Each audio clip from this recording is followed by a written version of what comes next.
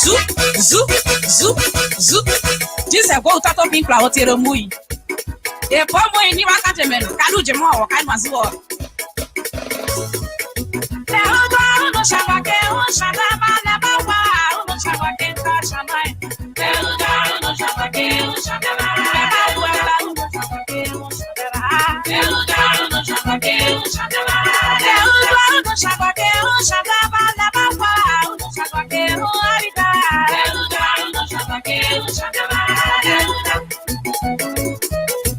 You are no Shabake, Maka fei no Shabake, Shadaba. Olha o concaleu no Shabake, Comena. Olha leia o no Shabake, Lemena. Olha o bocaleu no Shabake, Comena. No Shabake, Shadaba, Nabawa, no Shabake, Negro, no Shabake, Shadaba. Ei, eu no Shabake, Neva. No Shabake, Shadaba. Ei, eu no Shabake, Neva. No Shabake, Shadaba.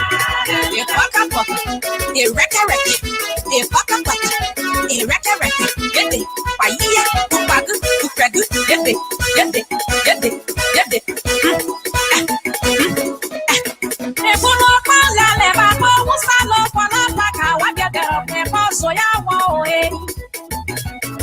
Was up your own salad, be a terrible for the young son. Why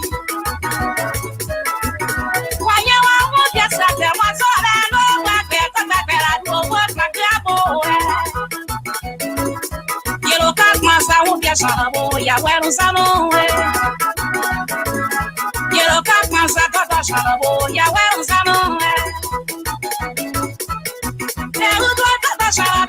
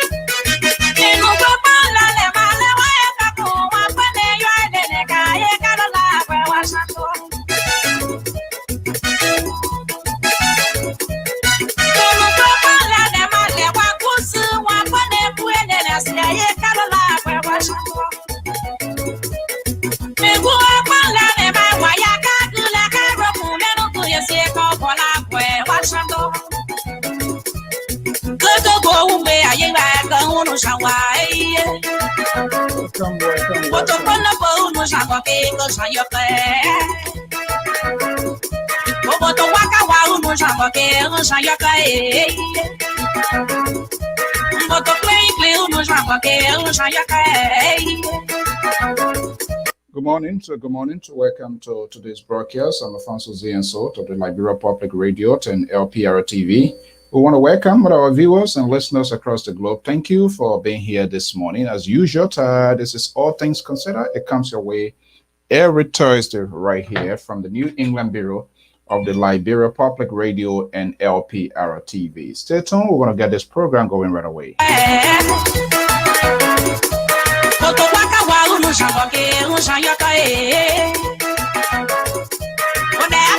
Taking you to Nima County, that's Minister Jemima Walcott, showcasing the culture and beauties of Liberia, and that's what we always do here. We want to say thank you for providing all this music. To also get a music from Evangelist Bass.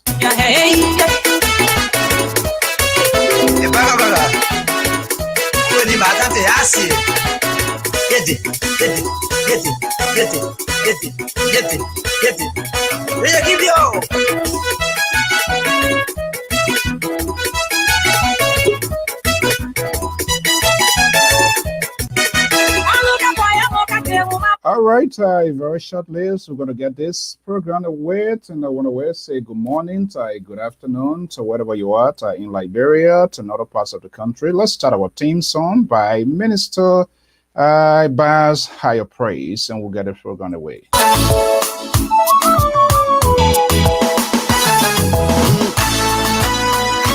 Hallelujah, hallelujah, hallelujah. Hallelujah. All right, hallelujah. So the talking point we're going to be taking you to. Hallelujah. We'll be taking you to Hallelujah. We want to welcome our viewers and listeners on the Fossil and Soul and LPR Augustus Youngs in Harper City, Republic of Liberia, programs. Hallelujah to my King. Hallelujah to my Father. Hallelujah to my Jesus. I bow before the throne when I look at all.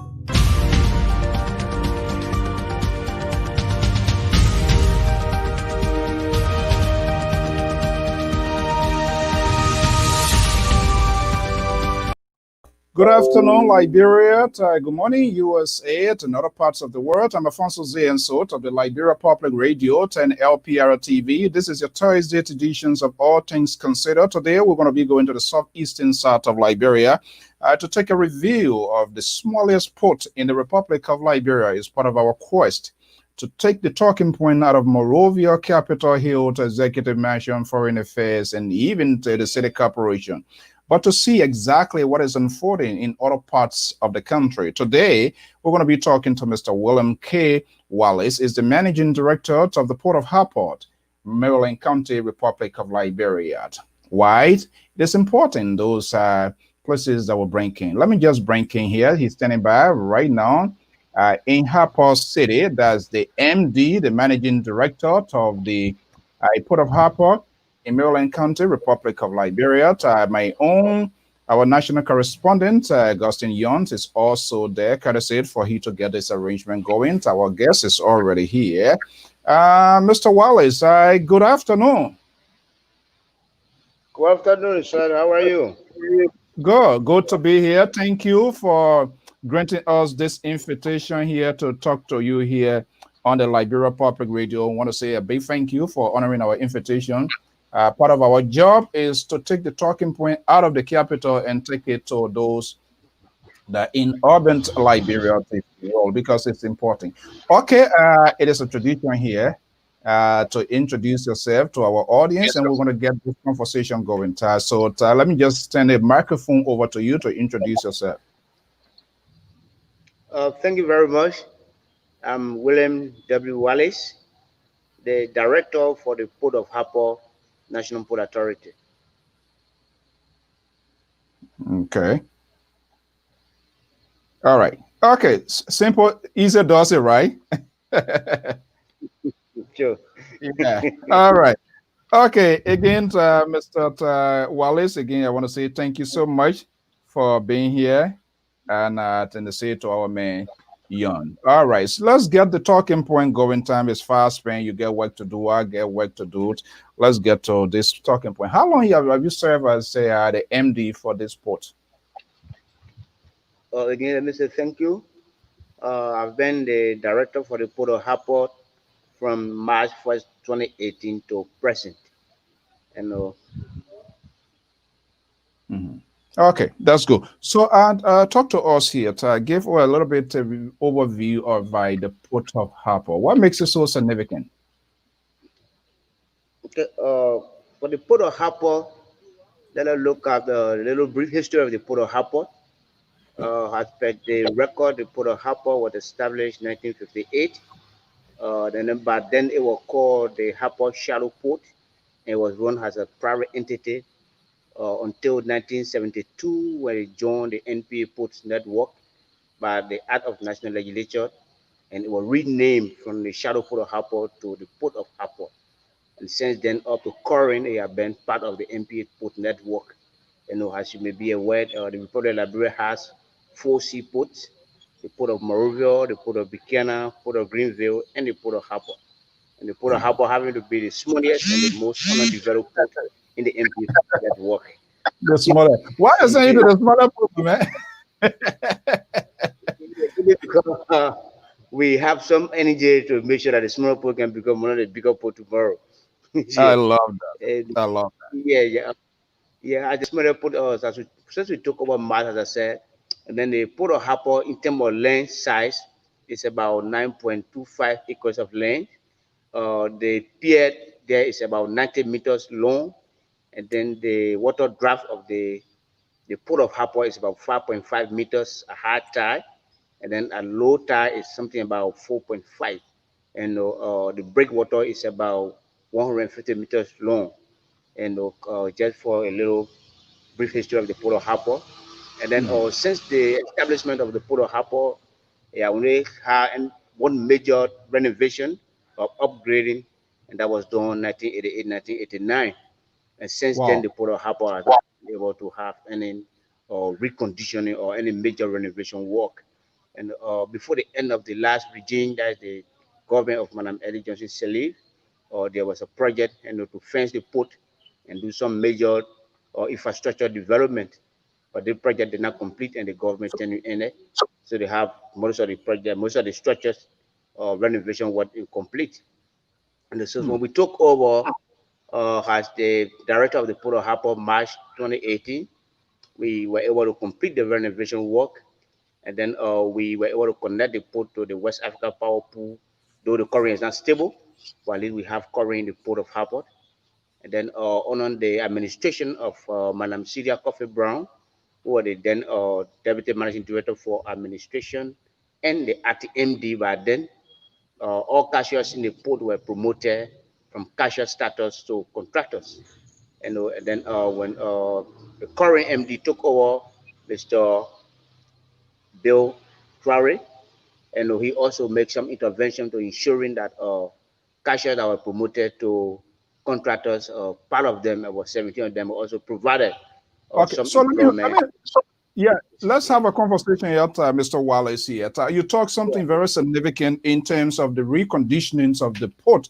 From the time up to this point, that's a very long time. And I know the Civil War also factor in. But you, as a manager, what does that tell you?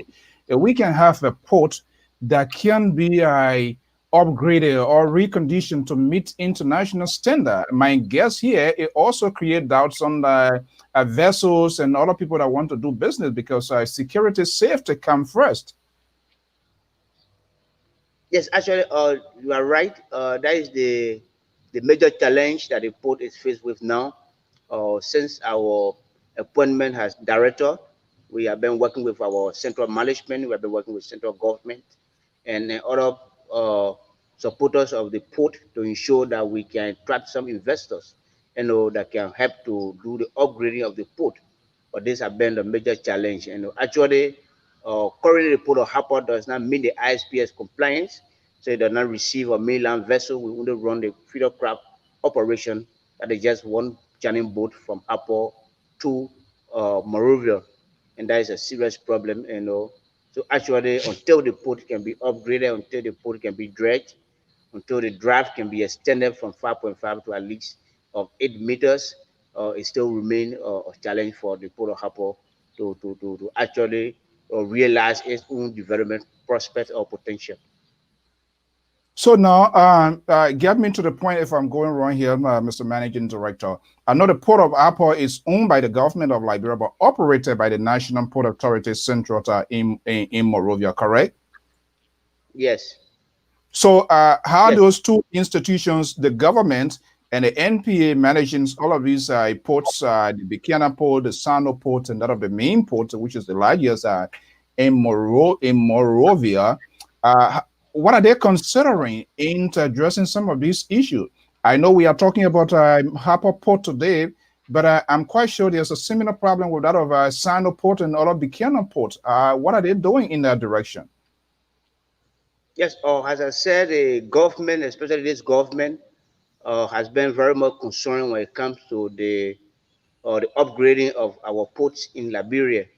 But if you look at our economy today, you look at our country, there are a Mr. lot of Wallace, competing problems. Mr. Yeah, there are a Wallace, lot of, yes, Mr. Wallace, let us not yes. be. Don't do this to me this morning here. I'm so cold in this New England bureau here, please. And don't do this to me.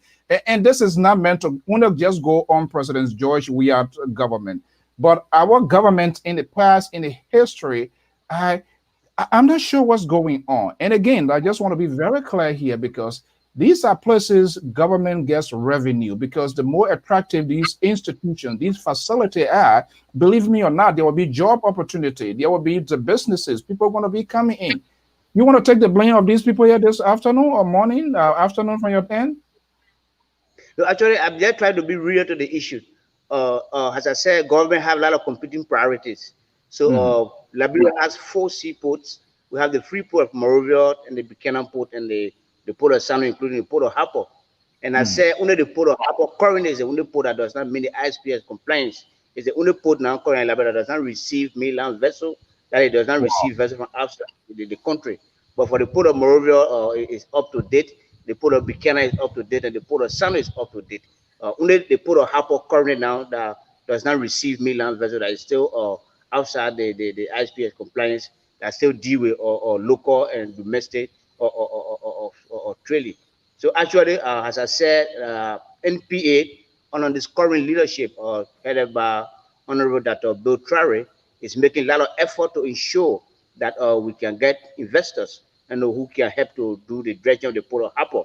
Because you know, if you see the formation of the Port of Harper, you see the location, it's situated on a rock, so dredging the Port of Harper is capital intensive, and also is considering NPA current financial strain, we need some partners that we can partnership with to ensuring that we can dredge the Port of Harper. But actually, there's a serious concern to this NPA management, and also there's a concern to this government. How But it's just concerned our concern in terms of addressing this, because my concern here, the inhabitants of Maryland, Marylanders, uh, and I feel bad because you are the heir. Now, this is why it's important for us to have this sort of conversation, and I really appreciate you honoring our invitation with the help of our men, Yon, there. Because if we don't, if we don't know these things, we come to the conclusion. Ordinary people come to the conclusion that money coming through Harper Port and in fact, international vessel going in. Now, today we are having this conversation. It gives people the opportunity. Some of the challenges being going through there.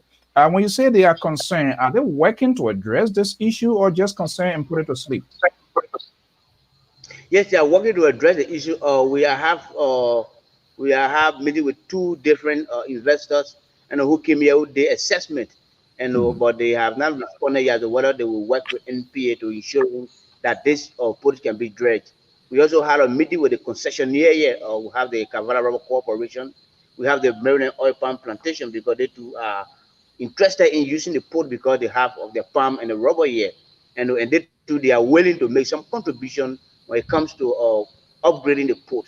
So we are in discussion with all these people, as I said, and the central government, including our head office, to ensuring that we can have the necessary resources that is needed to making sure that the port of Harper can be dredged. So besides being concerned, the government is making effort, NPA is making effort, and we at the local level, we are also making effort to talk to some partners and some investors who think we can work with to ensuring that the port of Harper can be upgraded. Okay, so let me ask this question. I hope because with all of the challenges here, it might sound insane here. Does the port have its own container, for example? Sorry. I'm asking, does the port has its own container and stuff? Does the poor have this continue this spot? No, as I said, the port of Harper is not the way feeder craft now, so we don't have a continuum vessel. So most of the goods that we handle is a pallet goods or it's a loose cargo that we handle domestic cargo. So actually, the port of Harper, we have some old containers in the port that were left back by on mill. Some are owned by some individuals who are doing local storage. But actually, we don't have continuous vessels, so we don't really have containers in the port of Harper for now. So it's a bringing in dividend to national government revenue because lack of all of this basic thing here. So what is the good part of it to the people in Maryland and even to national government? Because all of these facilities, and this is not to hold you responsible because you made it there in the first place. But if those things were dead, what dividend is it bringing to national government revenue? Is it bringing in anything as we speak that you know about as managing director? Yes, actually, the port of Harper is considered as a liability to NPA because the port of Harper revenue that we're generating on a monthly basis cannot easily pay even the staff at the port of Harper. But despite all the challenges, despite all the difficulties, the port of Harper still generate revenues on the monthly basis, and it makes some financial report. But actually, what we do since the government took over, the port of Harper have been very much helpful to provide an alternative to the bad road condition that we normally face in the southeast. As you may be aware, almost every rainy season, the southeast is cut off from the rest of the country because of the bad road. But since the inception of this government and since we took over the port of Harper, yes, the services have been cutting off, but we have not been lacking the major commodity that have happened in the past. Because we have the churning boat that we call Nico Ivanka that make almost a weekly trip to the port of Harper. So despite all the bad roads that we have suffered for the past 2, 3 years now, the southeast in Maryland has not been able to lack the major commodity because the vessel there provided some alternative by making sure that we have the local petroleum on our market, we have rest, we have cement, and other major commodity that all we needed during rainy season. So actually, they helped the port does in the few days was to provide an alternative to the bar road. So when you say provide alternative, what specifically was provided? Yes, it was able to provide the local commodity that we need because during the barrow, no car leave from Maryland to Monrovia. So in the past, before the government took over, we see that there will be no gasoline on our market, there will be no rice, there will be no cement, and other commodity that we get from Monrovia. But since the inception of the government, since we took over the port of Harper, with the pressure of the feeder craft vessel called Nico Ivanka, Maryland County had never shut in rest, Maryland County had never shut in petroleum product, American that are now shutting or cement. And even to some extent, we provided transportation means that people wanted to go to Morville as students from Tubman University that are going for vacation, or the vessel were able to provide some alternative for them to go to Morville to and fro in the absence of the road or in the presence of the bad road conditions. Yeah, because I talked to somebody one time from Harper area there, and they said they were traveling, but they were using a vessel. We didn't go into details, but now you can be the best person to validate all of this information. What is the safety aspect of that? How many hours from Harper to Morovia? What is the safety? Was there some sort of safety check on this vessel to make sure that residents and citizens traveling back and forth, their safety too is prioritized? Yes, actually, the vessel that we are dealing with is not actually for passengers. It's just a cargo vessel. Also, But cargo. considering the situation, what we were able to ensure was the life jacket was on board, and then it take about 2.5 days from Harper to Morovia. And then since March, this vessel have been plying the sea, and there have been no any incident case or any incident being reported of any damage under the sea or any major problem. So for more than 2 years now, the vessel have been coming and been going. There have been no major problem. So actually, when it comes to maybe medication and other facility that should be on a passenger vessel, they are not available on that vessel. but we're able to do these things and just to be able to help the community and in the pressure of the barrel. No medication is available. Do you see that as a risk? What happened 2 days when somebody get ill, for example? How are they going to make it? Yes, actually, it's No, a it's a risk. I know it's a hypothetical question, but these are things we don't want tomorrow. These things happen in as much as there to help the resident. But when you come tomorrow now, they will say, "Oh, Mr. Waller knew this thing here," and then they were putting it. In fact, he the manager. He one time he didn't know it. So, is national government aware of that? No, it's not actually on our official maritime permit because maritime actually prohibit people traveling on the vessel because of the because it's not have been accredited or it's not been certificated as a passenger vessel. Instead, it's a cargo vessel.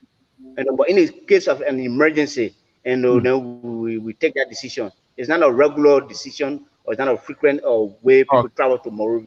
But in the case of emergency, and then we handle it from that aspect.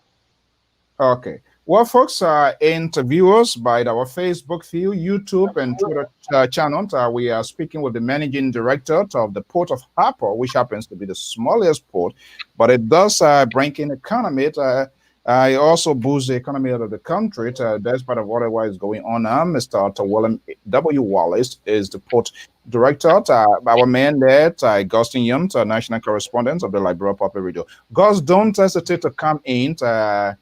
You make this work, and you notice put up Apple. Pretend that Mr. Wallace is not with you. He's not going to fire you. He's not something. So you know what's going on in Apple City better than I do. So don't hesitate to come in if you have any question here. So, Mr. Wallace, let me ask you, what is the in terms of employment opportunity? How many employees on your watch at the Port of Harper?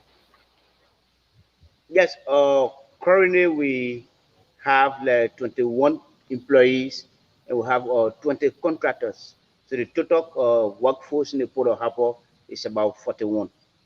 41. What was I? Is it because of now? Can you remember the days? People say normal days. I don't know which one is normal, which one is rapture now. Because at the normal one, we never wanted. We wanted to bring the better days, and that's why we are in better days. But let's take me back into history. Was that a normal size of employees at Apple? Do you think? Any information? No, that number is far from what we used to have there when we were kids going to school. As per the report, they have more than 500 persons working in that port and doing those days. Because back then the port was involved in the export of rubber, timber, and other commodities. Because back then they were using those latches and batches so that the mainland vessel will come and anchor in the anchorage, and then the latches will be used to take the floating log from the pier to the anchorage. So they were doing export of log, doing export of rubber, and also import of local or commodity.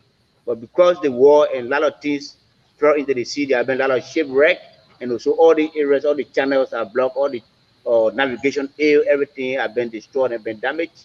All the fennels, all the borders at the piers, everything have been damaged. So because of this now, or no mainland vessels have come. So that has reduced the workforce significantly. Even before we took over, the port only have like one employee with 13 cashiers. It's only this government that took it from one employee to 21 employees with 20 cashiers. Well, this, Mr. Wallace, this speaks of volumes, the behaviors of, our national leaders. And as I said, this is not a playing game for President Weah because I know this is something that they inherited. I might guess this put pressure on you because people coming there, residents of Harper and its environment, they come into one job and everybody coming to Mr. Wallace, even if he's not the HR person here, but at the end of the day, the decisions is yours. He doesn't want to employ us. He doesn't want to give us job. That put pressure on you, correct? Yes, you are correct. We are undergoing a serious pressure, especially I've come from Maryland County. I'm from Harper District, and then Oh my I have to be goodness. So you know, in Palmer Harper Wilson, in, our yeah, own in son, Maryland. our job.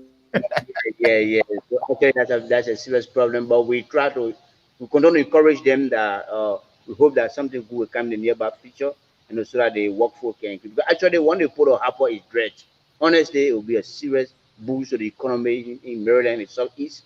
Because Harper Port is the only port currently in the NPA port network that support 4 counties directly.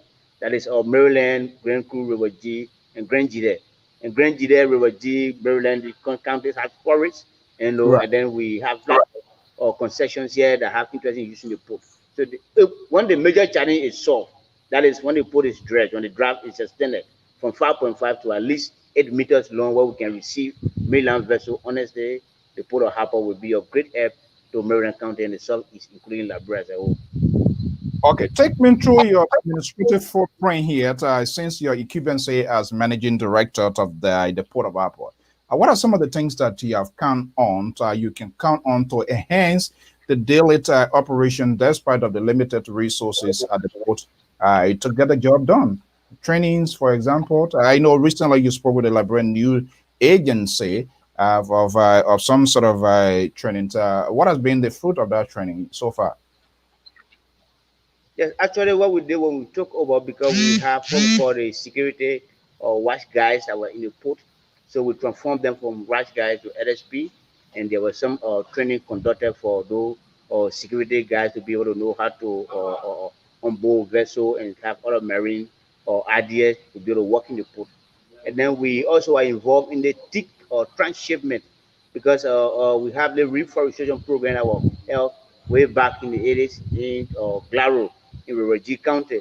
So the teak now have been harvested now, they are felling them now, and the teak have been transported through the port of Harper to the port of Buchanan and Moroville has transshipment. We send them from Harper Port to Buchanan Port, and then from Buchanan Port, the mainland vessel will pick them from there to carry them to India. So most of the people that came on board, the new staff or the new workforce, were able to provide some training for them when it comes to doing tally or the log tally, and then how to be able to get the figures out and the entire operation aspect of the port. So we have been doing some in-service training with our staff force so that they can have uh, knowledge on the current activities of the port, because some of them or most of them have not worked in the port before. So these are but we have not done any major or any outstation training. We have been doing some in-service training so that our security guys, the new LSP guys, will be on course when it comes to LSP or functions and responsibilities.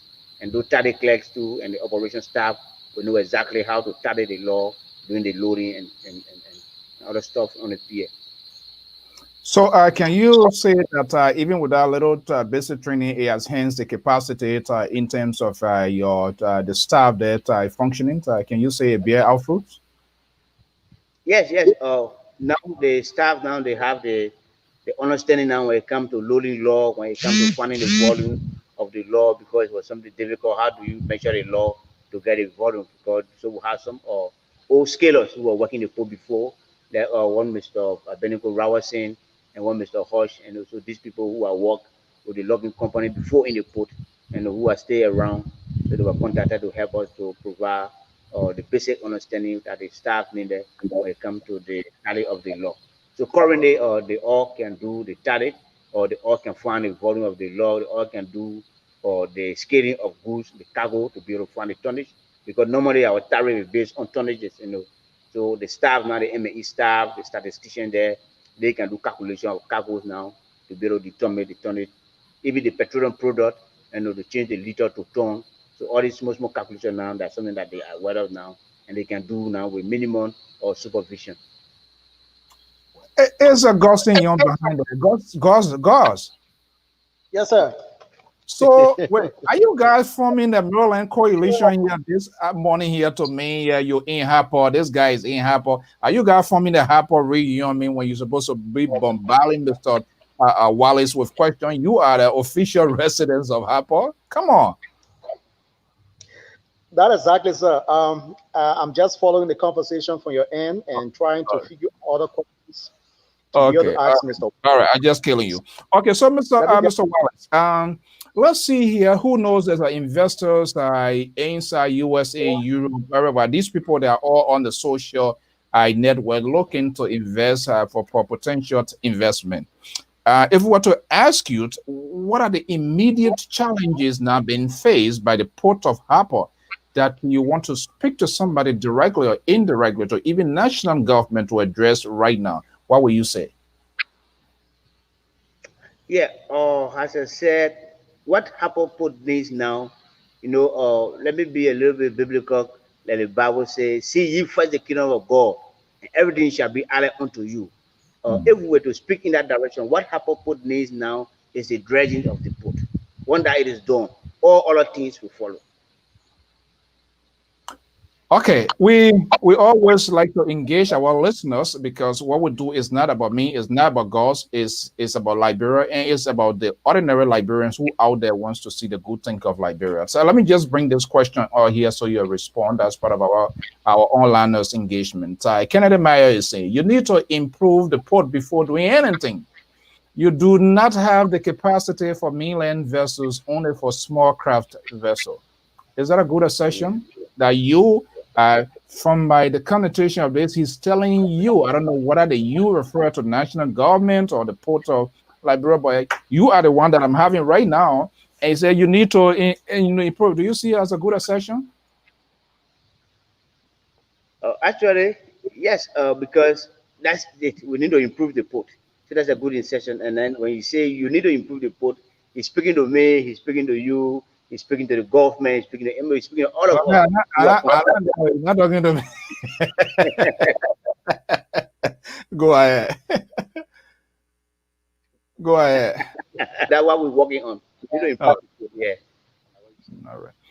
So, okay. So you talk about some dividends or revenue coming to national government in our initial conversation. Is that what you mentioned, correct? Yes, yes. Yeah, that's part the we every month we make some little revenue collection like deposited in government account. Yeah. Little in what time? What is the little amount? Do you care to share that with us? It's a public. I mean, it may not be exact, but every month there's some revenue like deposited in our revenue account here. Are you in couple of thousands of dollars? Is that United States dollars or Liberian dollar? That United States dollars. United States dollars. Around what? 5,000, 10,000? It's not specific. It's not stable, and the financial manager who have been the best person to speak to the figure. But as far as my office, you can tell me, Mr. Wallace, whatever you go into the revenue, you as a managing director, you can't tell me you don't have an overview, you don't have an insight. Let's just dance around the figure here. What could be the average on the number? And we know, like you have rightfully said, the port it does not have the capacity now to handle international vessels. So what could be around that figure, you think? Yes, the figure could be something in the range, as I said, it's not, I may not be exact anyway. Yeah, I may not be exact, but the figure could be, it fluctuates from month to another month. So sometimes like in the tune of 4,000, in the tune of 5,000, in the tune of 3,000, 2,000. Sometimes depending on the scenario and things that activities for that month. Okay, Mr. Bent, yeah, brother Bent, Big Ben, that's how I call him, and that's how I love to call him like that. He's one of our contributors, not just only contributor, he's one of those that supports the work of the Liberia Popular Radio. This is what he's saying. The port needs a major national investment that will produce major revenue and returns. Thank you for enlightening us. So, and like you said, because this port services a lot of counties within that corridor, so it is important that, some sort of improvement is made to enhance that. Are these anxious? Are these doing everything possible to can? I know you used to be in at the central port, right, in Monrovia before going to Harper, right? Yes. Yeah. Is there has the managing director, Mr. Traoré, has he visited the port to see for himself firsthand some of the things? You can place a phone call, you can send a paperwork, but has he gone there to get a first-hand information since his inception as managing director of the motor port? Yes, Bill Traoré had done a port tour when he took over, and he toured all the ports in the Liberia, including the port of Harper. So he visited the port, and then he was able to see all the happenings that there. Despite all the report that we sent, he and the deputy managing director for operation, Honorable Christopher Wisner. So they visited the port of Harper and they see for themselves exactly what we have been writing or what we have been reporting. Okay, well, that's good. So good to have this sort of conversation here. It is important that we have it because Liberia is not just about Monrovia, and that's why LPR really, really believes in. It's not everything we're going to be going in front capital building, because as far as I'm concerned, those people, they are the problem of what we are happening today, because what is the level of support? Yeah, those guys are capital there, Mr. Wallace, they are not frank to me, because most of them, not all, but most of them are not sincere. All they are concerned with now is to get state power. They want 9 years, but when they're there, when they get there, I don't know how many of your lawmakers in that county has take a tour at that port, so that they can make sure national government with the port of NPA to provide funding. Because like you said, in the past, we were talking about like 500, and we're talking about 21 to 40 to right now. That just it's ridiculous, because if we have like 1,000 or plus, that will create job opportunity for residents of not just only Maryland, but also dwellers, people that live there. But yeah, you have only 40 some less than 50 employees at that place, and you're the managing director now. All the pressure will be on you. Everybody wants job, whether they qualify or not, they want job. And if they can't get a job, it would be like Mr. Wallace denied me job. So any of your lawmakers from that country, do you remember taking a tour to see things for themselves, to say, no, this is we from that country here, this is what we want to go to put forward? Has that done that? Actually, no. Since I took over the port, none of the lawmakers have gone there for the purpose of doing an assessment and see how best to work with NPA and the local authority in the Port of Harcourt for the improvement or the development of the port. Yes, they visit the port like for their own business purpose, or sometimes when they receive some cargo from Monrovia, through the port, they go there to receive their cargo, or to go there for the purpose. And I'm not. I really don't mean to cost you of your job. Those people, they don't even pay. I know our Liberian government officials, they are authoritative. They like to use their power, and they say they all help to make government to be where it is. I can tell you, one time he had to pull my city mayor of this state, the city mayor who is in charge of the police authority. It is a city mayor in the U.S. Appoints police commissioner. But can you imagine a city mayor was pulled over by police because he did not stop to the red light? So, I mean, nobody is above the law. Can these people pay when they go get their stuff, or they just use their the authority or their power and stuff like that? And because at the end of the day, you the honor man in the sense managing director, because if you don't adhere to them, they're going to reach to the executive. Do they pay when they go get their things?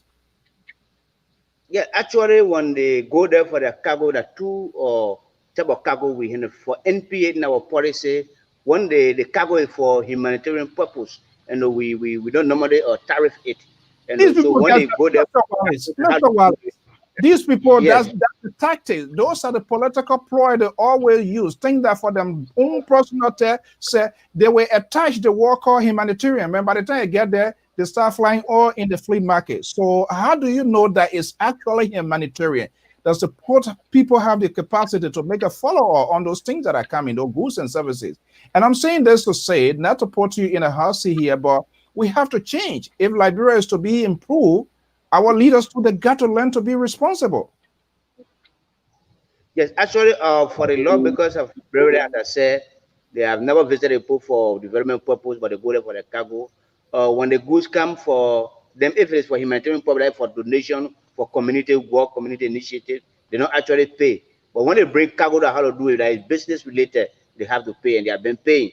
For example, Senator Dan Marias, and who has a business in Harcourt, and whenever he bring a goods into the port of Harcourt, and they wonder how to do a business, he pay for it, he pay the port tariff, and they wonder how to do a community initiative program, we don't tariff that one. But actually, any of them who brought in goods through the port of Harcourt for business purpose or for other reason, they pay. Only for humanitarian purpose, they don't pay.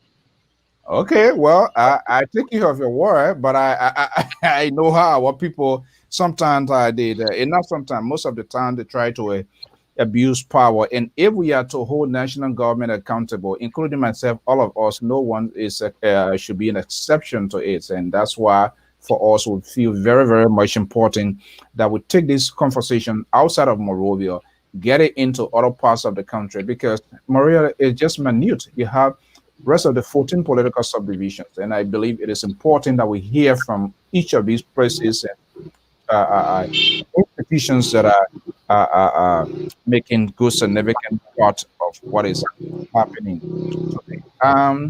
We are getting to New Year. What going to be your priorities? So, what going to be the management's recommendation to see in the coming year, 2021, that there's some sort of green light in terms of improvement? Some of these things that you are highlighted. Are you getting any sort of signal that something most likely will happen?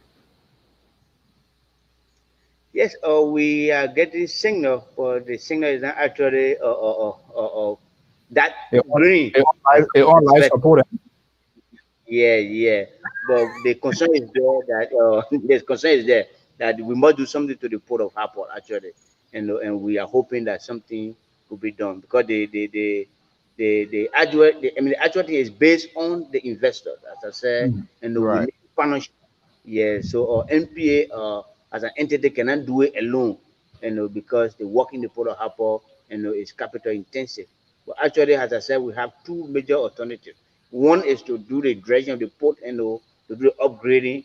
But if that cannot be done now, the next alternative is any group of people or any investors that can help to clean in the basin of the port and then do the extraction of all those shipwreck in the basin in the angle of the port.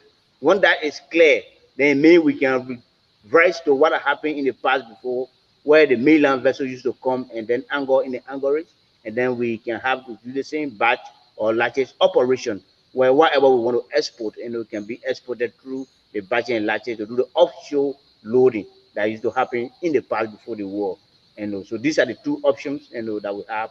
The one that is less, I think, is about cleaning the basin of the port so that we can have the actual meter of the draft and then cleaning the channel and then be able to reinstate all the fenders and borders and be able to come back with a navigational aid so that we can have a proper operation while we look in the future for the official upgrading of dredging of the port to bring it to full or capacity for functional activities. I don't usually give credit to people when I host in politicians, non-politicians, but you seems to be a guy who really working within the port industry and know exactly what you're talking. I'm impressed as a young person like myself. There are some places, there are some people that send them places and they have no idea. They're just there managing, and that's the problem. But from the conversation, I'm impressed with the sort of information that I'm getting for you, which is very crucial and sensitive. At least it gave me an oversight of what is happening at the port of Harper here. So let's see here. Do you have storage facility at that port? Warehouse or stuff like that? Are they functioning? Are they still alive? Yes, we have one warehouse there, though it is an open storage warehouse. One side is covered, the other side is open. And yes, we have a warehouse there. Okay. And it's still it's still rendering services. When you say Yes, open, yes. so then what's the security of people who are going to be putting their goods? What's the security aspect of that? Their things, their goods are saved there. Do you have security? Yes, actually, we have the LSP there, that the Labresco Police, and as I said, the port is not actually handling mainland vessels, so the storage there is almost like temporary storage. People keep the goods there for 1 or 2 days, now even more than a week. So within that time frame, the security are there to be able to control the cargo in the warehouse, and for the 1 or 2 days they will stay there. It's so sad, and that's why people who really know their function, it makes it very difficult. And I say here publicly here that those who have followed my activities, I don't usually give praise to people, but in as much you bash people, but when somebody seems to be very cognizant and informed of what they are doing, you give it to them. And I think you are somebody who really on top of that, and I think they need to do give all support. Buffer Chambers happens to be the speaker, the number third person in the republic. Usually, in most people, these people they push their constituency, their bases to push the agenda to national government. And he's in the authority now. I'm not saying he should uh, uh, uh, uh, do it out of himself, but to put the agenda of the county because What happened? That port is very strategic, like you rightfully said, and I agree with you. You have other countries that when goods and services start flowing in there, it helps to ease the economic tension. And when people start getting job, and when it's really functioning as it used to be in the past with over 500 employee like your leader, that would be good. Have management had they tried to reach out to these people on Capitol Hill to see what they can do to prevail on that? Because it's owned by the government of Liberia and operated by the National Port Authority. Have you guys made an attempt to reach to the legislature to see what sort of support they can give? Now, you said Buchanan is in good shape. Sano is in good shape. Of course, Morovia, that's the gateway, that's the oil area there. They have to do everything possible to make it good. And yeah, you have Maryland port there. They live in the vulnerable as if people are not there. Have you made an attempt or by mistake, have they call you? Okay, we want to know what's going on at the port of Harper. Have they done that? Actually, I've done spoken with them individually because they have what we call the Maryland Legislative Caucus. And then, but then they were headed by Senator J. Blower Brown.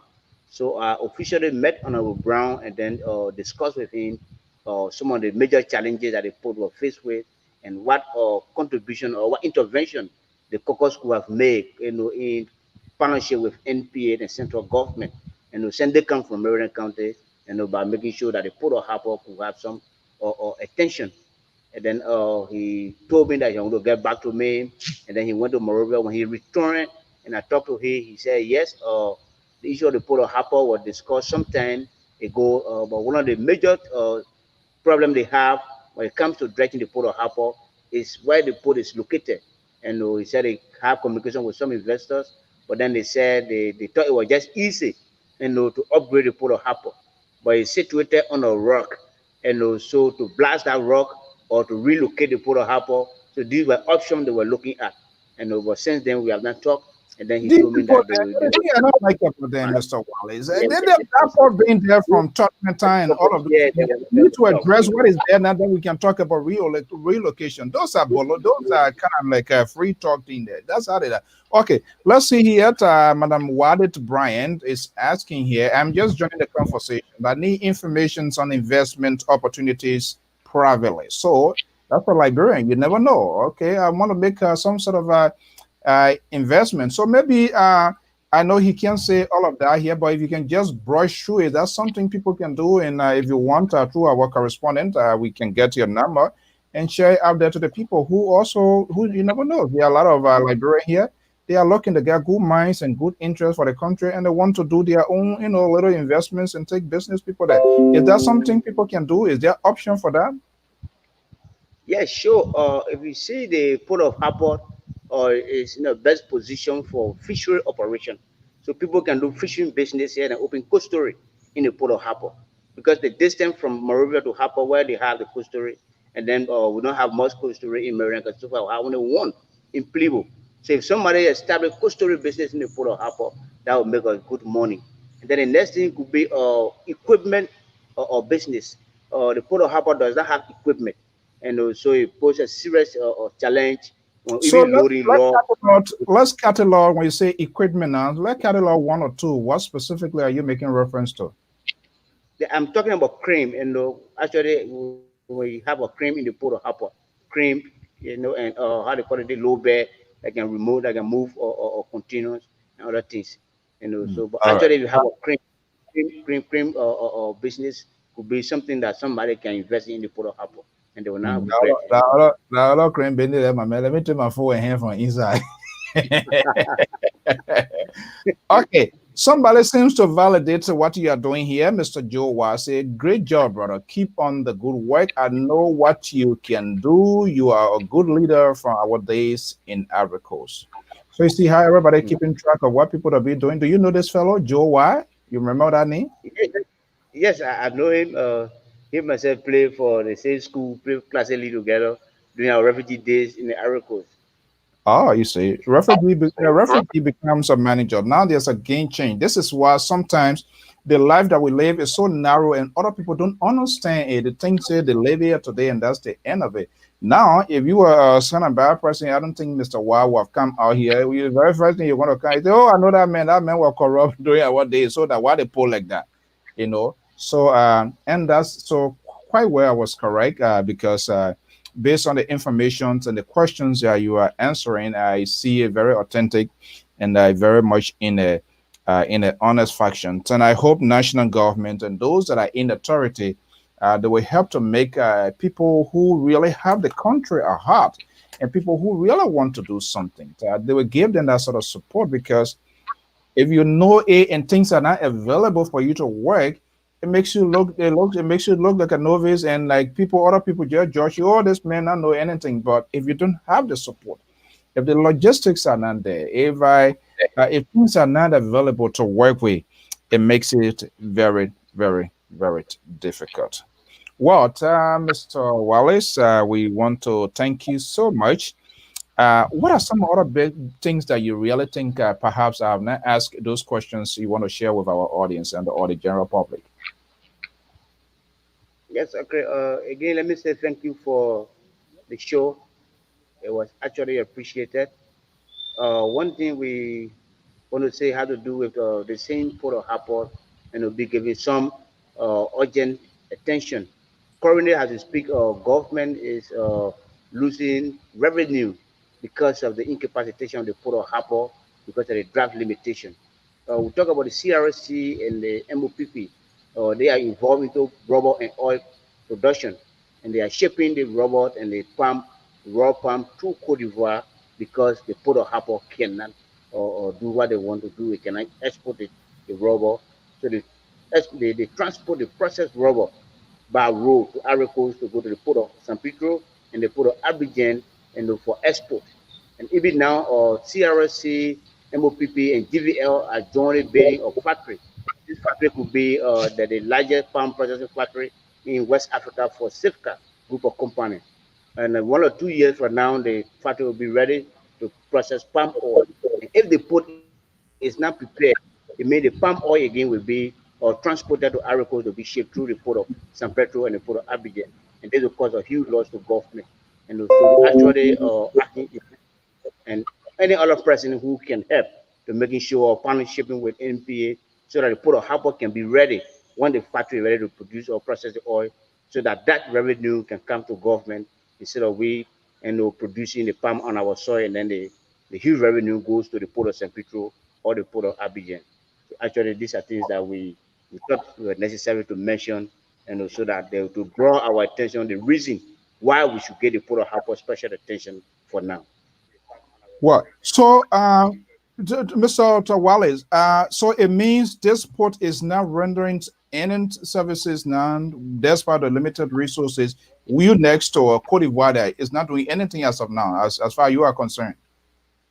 Yeah, the Port Harbour can I handle any export activities now? Can I handle export? Wow, we would that mean we are losing a lot. Sure, sure, Yeah, sure. because I mean, Cote d'Ivoire, there could be a good business partner to things going to San Petro bringing things, and it will actually help to ease economic tension within the southeastern region. That people can easily get produce and get products and get goods and services. At least with the Yeah. bad roads, you can easily leave from Zwerdo to Harport, Maryland people can come to Harport, River G, and all of that.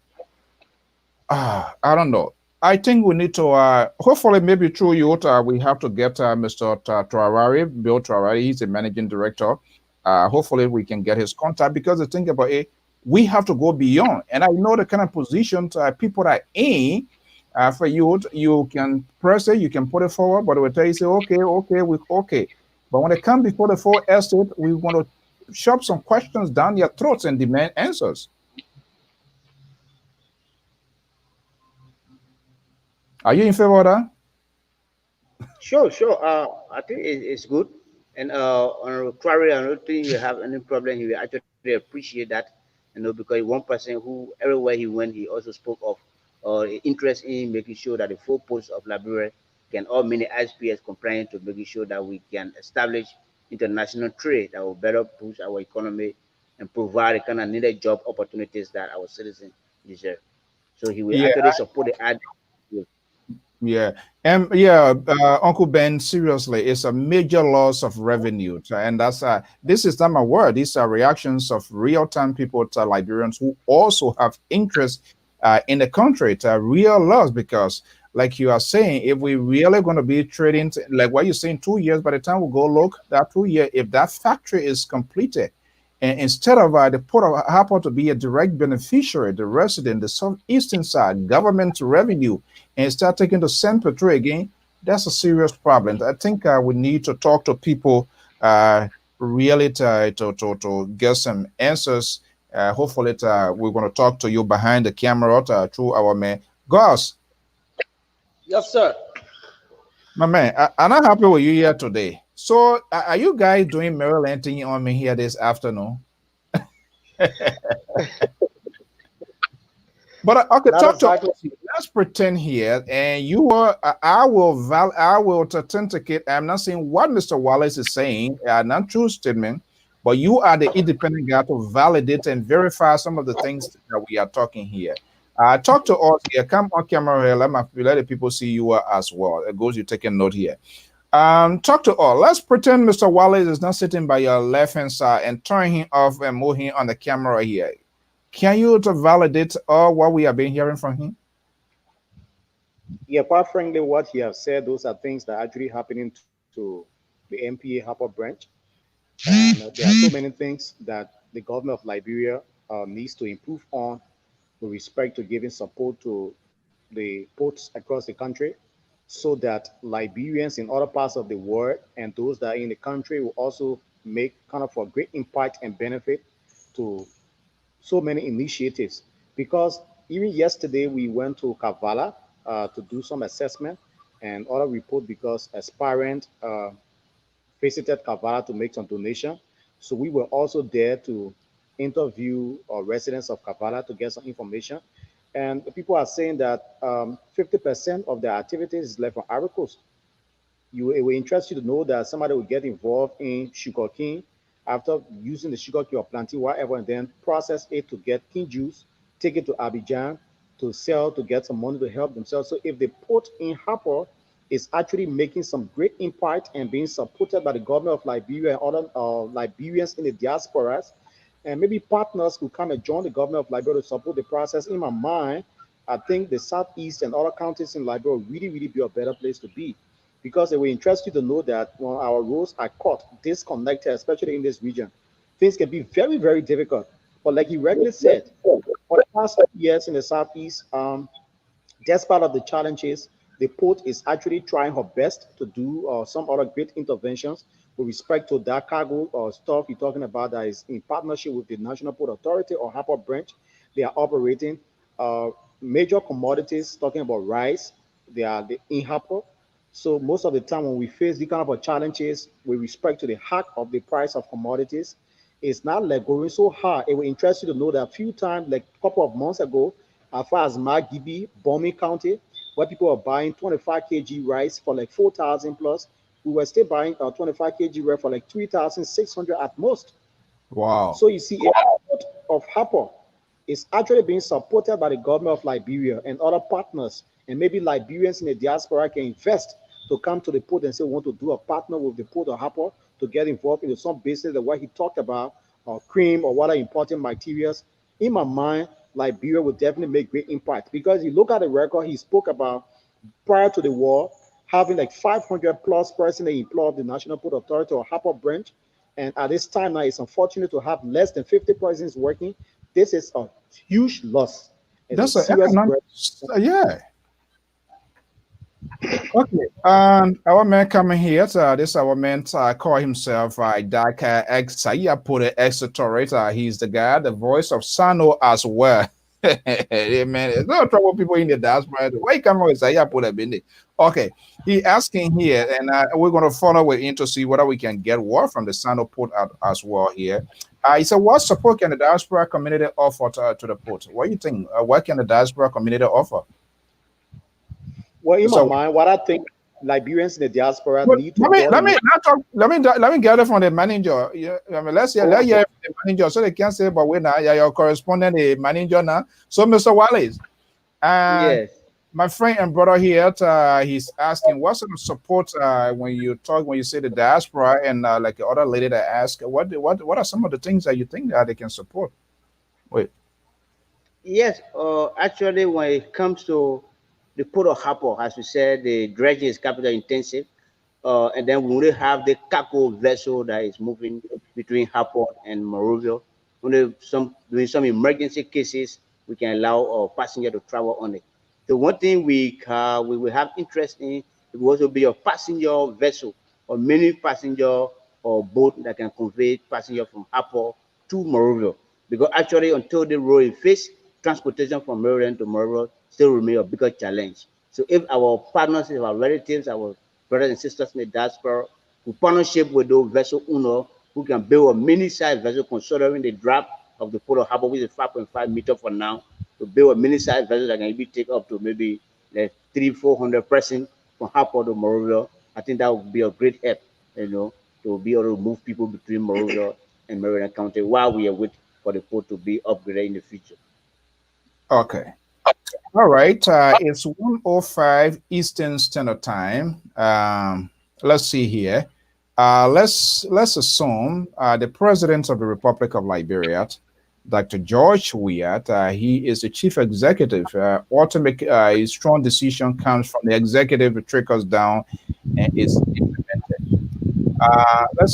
Let's see here. Let's pretend like you're communicating with the president of the Republic of Liberia. I don't know whether you have a chance to talk to him because there are protocols and all of that involved that I know. Let's pretend that you are communicating with your immediate boss, Mr. Traoré, and that of the president of the Republic of Liberia. What would be this? What would be the your message to them this afternoon? He's a favorite. He listened to our program a lot. All of them, the Mangi and all of those guys, LPR, that's a network. We don't cause here, we don't abuse, we critique them, and not just only critique, we put forward suggestions as well to national government. Is at their behest now, at their own volitions, whether they accept those requests and stuff. But let's pretend like you are communicating to the president and all of the decisions makers here. What will you be telling them? Yes, thank you. We first of all want to appreciate the president and for the level of leadership he has brought to the country since he session as president of this country. And then we say thank you for the kind of managing director that he gave, or NPA, somebody who is willing to work, willing to listen at all times. And when it comes to the Port of Harper, we actually appreciate that the president, as he moved from country to another country to actually seek investors will actually upgrade the Port of Harper, because the Port of Harper has some great development prospects, but it cannot realize the development potential until it is upgraded. And as you said, Mr. President, if the Port of Harper is upgraded, it will provide more jobs, it will create international trade, it will improve existing businesses and create new businesses. And then it will be a huge relief in the entire Southeast, as we are aware that the Port of Harper is the only port in Liberia that serves 4 major counties directly. And all the counties have forests, and they got many options to making sure that we can do some good businesses. So, Mr. President, we will appreciate you to actually upgrade the Port of Harper by dredging it to extend the draft, to recondition the pier and the water, the breakwater, so that the Port of Harper can meet the ISPS compliance and be a functional port, to stop being liability to the MPA port network. Wow, it's amazing, Mr. Wallace. I am impressed. Please, Mr. Ion, I want to say thank you for making us to discover this young man, to find him, to know what he's doing, what he's going through. It is important that these conversations, our microphone, Mr. Wallace, is always open to you. This is what Uncle Ben wrote, and exactly, you can take down that as well. Needs rehabilitations, exactly. That way you point out our reconstructions and major investment. That is why I majorly believe these decentralizations, loss of revenue, and lack of vision. Government must provide the lead, 100%, Mr. Uncle Ben. That's what I call him. Anything comes from out of this guy here is always seasoned and is always on point. Government must provide the lead. Stop sitting on your hands. Morovia is not Liberia. You heard what I was saying, right? Morovia is not Liberia. Everything about capital building. All the drama that coming on from the whole country there is capital building. And you have people, Maryland, Sano, Rivergy, all of them mix up of Morovia. All right, Morovia is not capital building. Start the decentralization systematically. Absolutely, I agree with that. What time has caught up with us here this afternoon, folks? So I want to thank you so much, Mr. Wallace. What's your departing word? Again, let me say thank you for this show. Thank you for the opportunity provided me to provide information around the globe concerning the Port of Harcourt and its challenges. And we hope that this will not be the last time. We will always be available, Mr. Young, besides being the correspondent, is my good neighbor, and also we are friends. So at all time will be everything you're doing on that. Yeah. until we can see. I know. Just kidding. Will be available to talk to you. Okay. All right, Mr. Wallace, we say thank you so much and we wish the best of all luck. And let us know anytime you have information, any new team pops out, good or bad, let us know. And that will be off your back. You have a piece of job to do, and that's why they appointed you and because you are qualified to do it. Mr. Young. Yes, sir. So what's the final word we are getting from Maryland today, Harper? Well, the atmosphere is kind. We got cool weather since this morning. Rain been falling, but in most recent time, especially during the afternoon time, the rain subsided. Things are on course. Politically, aspirants and supporters are getting involved into their activities and doing so many things around. The National Election Commission offices across Liberia have started their process in getting things on course for the voter roll registration, missing of voter cards, and those that apparently did not reach the age of the elections being held in the country. And currently, some of them have passed 18 or just turned 18. It is an opportunity now for them to go through the process of registering if they want to be a part, which is important, and that's their constitutional right to vote into these kind of elections. So the process is ongoing. Till so far, beginning Friday and Saturdays, they're going to be to strategic areas across the county so that people will get involved, those that are supposed to register, those that have missed or lost their cards, especially others that left. For example, you were in Morovia, and maybe you went through the process of election in Morovia, and now you are being assigned in Maryland, or apparently you were in town or Lofa, wherever you found yourself at the time, but now currently you are residing in Maryland and you're going to be here up to the election time. It is an opportunity for you to take advantage of the registration process. So the awareness is kind of going on, community radio stations. We are discussing it more so that people will have more ideas about elections matter. Okay. No one can put it into context than Mr. Andrew S. Youngs of Harper City, Maryland County. My man, you are the best. Your credit score gone up, believe me or not. All right. I want to thank you so much, Mr. Youngs and Mr. Wallace. Thank you so much for taking your time to talk to us here. And we're looking forward now in too far future to have you here. This time we want to make sure here, this is what I wanted as MD of this port. Governments and all of these functionaries have made this available. And we can have that conversation. When they delay, we'll make noise until they do something. Man. They can't put you there and you can tie your hand. You can't just be like a ceremonial MD. I believe you want to work. You're a young guy. You want to work. You want to keep the poor being busy. You want to see people getting jobs, and that will enhance the economic growth of the county as well and its neighbors. So that's what you want to do. When the people not doing it, just whisper to me. We will to keep talking there. Thank you so much, my dear brother. Thank you. Thank you so much. Okay. All right, guys. Have a pleasant day. All right, folks. I'm Alfonso Zienso of the Liberia Public Radio and LPR TV. We didn't even take a commercial break. Let's take a quick commercial break, and I'll be right back before we wrap up.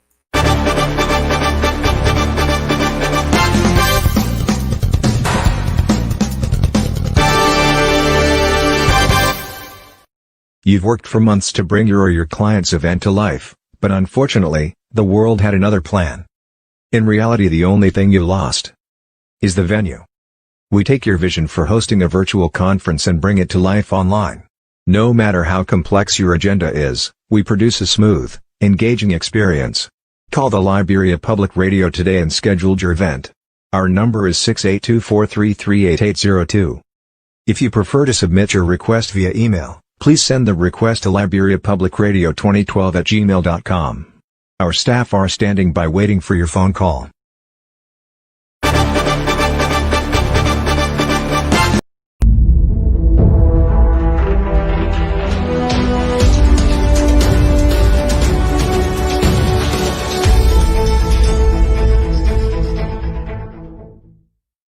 A life so beautifully lived deserves to be beautifully remembered. This is to announce the traditional wake-keeping and funeral service of the late Chief Crazy Sarto, former General Town Chief of Crazon Clan and Chief Elder of Crazon Chiefdom of the Bison Statutory District, Grand Gade County, Republic of Liberia, who died on January 27, 2020 at his daughter resident in Thinker Village, surrounded by his children and grandchildren. The body of the late Chief Crazy Sarto will be removed on December 15, 2020 at the Samuel Stryker Funeral Home in Sincor and will be taken to his daughter home in Thinkers Village for a night of wake-keeping. The body will then be taken to Duaji Town, Grand Gade County for 3 days of traditional wake-keeping. Funeral service will be on Saturday, December 19, 2020 at the Assembly of God Church in Duaji Town. The remains will be laid to rest at the family cemetery in Duaji Town. Repast follow at the family compound in Duaji Town. The traditional aspect of the late Chief Crazy Sarto life celebration will be the Kron artists performing lives making their present felt will be the Watsiato of Claude Romy and Blade Mary, Poimile Group of the Ivory Coast, Sumu Club of the Ivory Coast, Kron International Artists Blay Franco, Jefferson DK Nyangbe, Eric Duo, Chablo and Tour, Juice Sandy, Saba J, Festus D. Carr, Sea Levels and the gospel artist Ezekiel Wright. This announcement was signed by Nathaniel Crazy, son of the deceased. All right, there you have it. Those are some of the services we can provide. There's the father of the late father, the father of the station manager, the late Omicron Saito, homegoing will be in December. He was a chief now, so you're going to be at Carnival. You're going to be a celebrations of his life. You're going to be having traditional singers from all over, from Côte d'Ivoire and other places in Liberia. Are going to converge in a little town. It starts from Monrovia to Duaji Town in his own town, where he will finally be laid to rest. And for those of you who are part of organizations, institutions, or group, you are contemplating of canceling your conventions or your reunion, hey, don't do that. It's time to show leadership. Liberia Public Radio has the ability to host a virtual convention, and I'm telling you, we can do that. That the Association of Liberian Journalists in America, AJAT, virtual conventions, both Liberia Public Radio and KMTV will most likely to be hosting that virtual convention come on the 26th of September. There will be a lot of good speakers. Madam Caroline Boa, Liberian Feminist Forum, Ambassador George Patent, Liberian Ambassador to the U.S., Madam Limant Boit is their Nobel laureate, and Mr. Veterans journalist James Bottit of The Voice of America, one of Liberia's best and renowned journalists. They're going to be part of us speaking that. We're going to be bringing you that live virtual concept right here. In fact, to kick off the process this Sunday, I'll be playing host, the president of the Associations of Liberian Journalists in America, Mr. Joe Mason from Minnesota, will be my guest, potentially with some other committee members. Will be my guest right here on the Liberia Public Radio 10 LPR TV. Time check in the East Coast is 1:18 p.m. Eastern Standard Time. I am Alfonso Zienso of the Liberia Public Radio 10 LPR TV.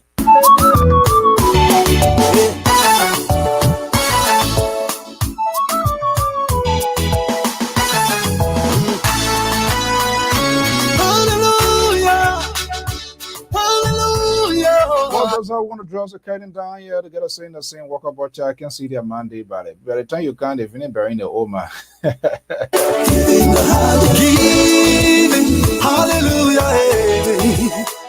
The highest praise. All what we can do is to give in the higher praise. Give him the highest praise. Hallelujah. Give I want to welcome Minister Tawanin from inside Liberia. Thank you for joining us here. It's better late than never. Next time comes soon, right? I give you the highest praise. Hallelujah to my King. Hallelujah to my Father. Hallelujah to my Jesus. To all my beautiful listeners and onliners, your comments was very helpful in the process today. The beauty of the universe, you never change. You never lie. You never. It is always our pleasure to have you here to be part of this broadcast, where quality broadcasting and civil conversations is maintained at all times. Hallelujah! Hallelujah! Hey, hey. Hallelujah! Hey. And this is Minister Baz, Joseph Baz, Liberian gospel artist, voice fading away here from the East Coast of the New England Bureau of the Liberia Public Radio and LPR TV. I am your host, all things considered, and Alfonso Z and Souls, trying to sign off right now.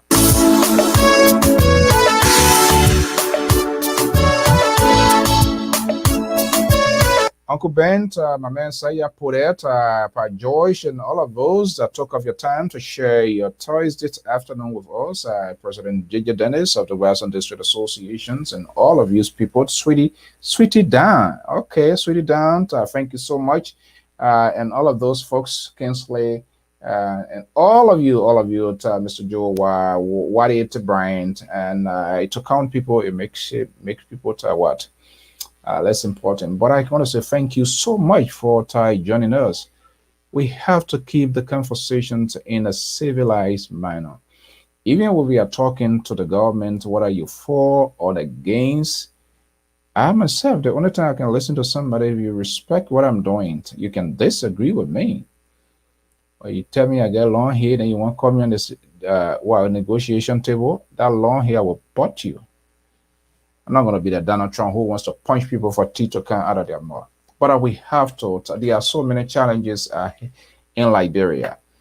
And in order for us to be taken into serious considerations or to be taken seriously by national government, by stakeholders, or then people with national interest, our approach to things must be responsible.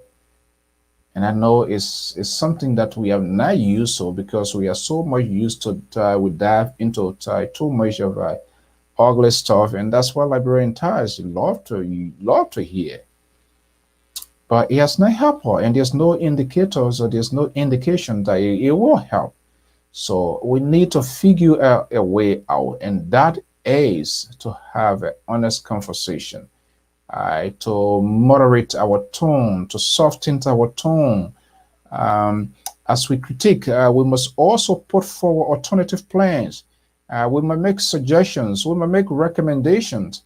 It's your job to do it. Whether government going to take it or those who are supposed to implement it, whether they will take it, but you have played your part. You have played your part as a patriotic and concerned Liberian. It shouldn't just be, once I'm not there, I don't care who is there. No, that's been very mean, and that's a dangerous thing for any country. So, Liberia is for all of us. And it is our responsibility to hold these national leaders accountable. But it must be done, like the Liberal Progressive always say, with respect. Because that, they will listen to you. They will listen to what you are saying, and they will be able to hear you. Today, I am calling Emmanuel, come and take your place today. Emmanuel, come and take your the place today. The place for you is in my heart. The place for you is in my spirit. Well, folks, every good thing must come to an end. I want to thank you so much for joining me, for being part of my afternoon company here from the East Coast of the Liberia Public Radio. It's 1:22 p.m. Eastern Standard Time. I want to thank you so much for being part of today's program. So looking forward to be here again. The Liberal Progressive Samson Brown tour will be in tomorrow. Hopefully, we're going to be. There's going to be a program tonight, this evening, 7 p.m. from one of our hosts. I'm talking about LIB Diva. That's strictly entertainment. That's the diversities we tried and we will continue to do to bring to this network. It's not just all going to be politics all along. It's not even happening. So what's the point? We have to look at other components, other sectors of society that makes Liberia to be what it is. The entertainment industry, like we had Mr. Wallace today from the Port of Harper. We can go to other places and talk to people. And Talent Live coming on here will also showcase potential resourceful Liberians in the diaspora, other parts of the world, whether you are musicians, you're seamstress, or whatever you can do at your best, and you live in life for it. We will give you the opportunity to also showcase your talent that we will talk to you because it's all about Liberia. Nobody does it better than you. We're not going to call Ghanaians to do it. We're not going to call Nigerians to do it. These people that will just come, they will be in transit. Eventually, they will come and do their investment and take everything back to their country. But we have to encourage our people and we have to conduct ourselves with a high sense of responsibility. That's what I can be pissed when I see some things happening. And when the government and the opposition, they are not behaving, but all they are interested in is to have state power. I'm still waiting for condemnation from this opposition group. Those so-called advocates, those that have become advocate overnight, they do not even understand what it means or what it takes to be an advocate. You think you just wake up in the morning, you wash your face, finish eating, and just can't sit down behind your Boot Mobile or T-Mobile and start broadcasting and you say you advocate? It comes with responsibility. It comes with sacrifices. It comes with tolerance and discipline. The Martin Luther King, the Nelson Mandela, then, you know what it means? They went to jail. Our psychedelic advocates who don't even want to go beyond bars, central persons or political leaders and stuff like that. That's not it. Nothing good comes so easily. I'm just being honest with you. If you really want to affect changes in Liberia, you have to be on the ground. You have to make your presence felt. You have to positively also engage the government. I'm not saying you should cause chaos or create violence or to incite any violence. No. But if you strongly believe, if you have the conviction that the government or whoever, what they are not doing right, you have to be on the ground and engage them. Don't stay millions of miles away. And I know there are other people, they can have their people outside. But even if you are outside, you want to engage the government, it must be done with responsibility. Because then they will take you seriously. Because guess what? At the end of the day, when you are even there, it is not just only Liberia. Liberia itself as a country does not have the capacity to do things for herself.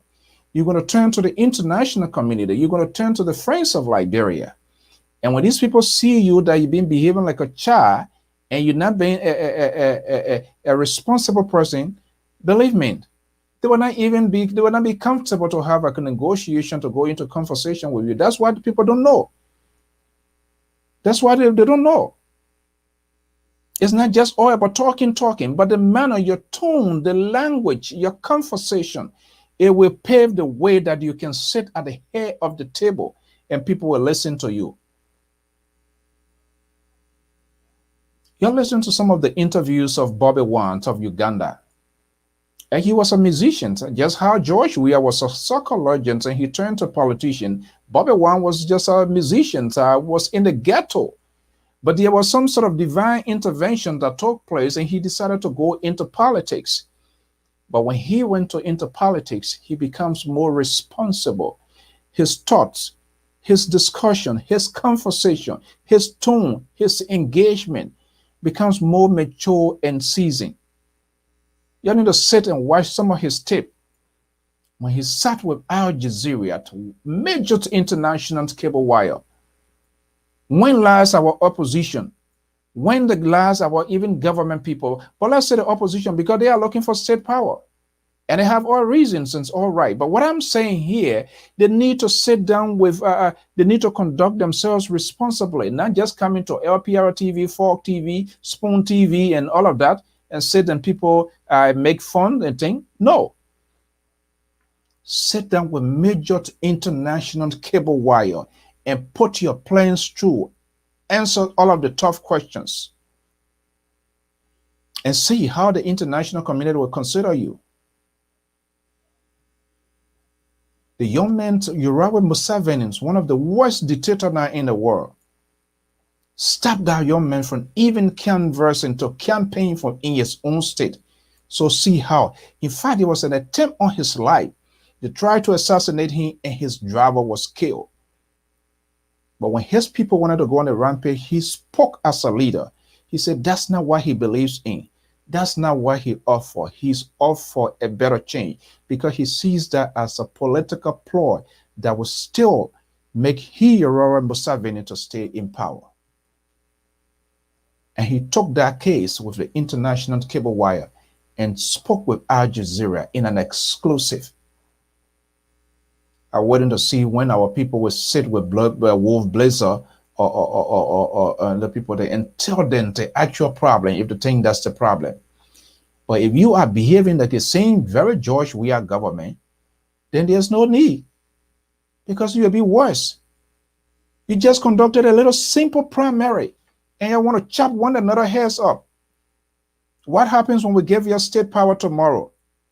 You will be fighting 10 people, 15 people want to go to LPRC because that's what the oil barrel is to drink in oil.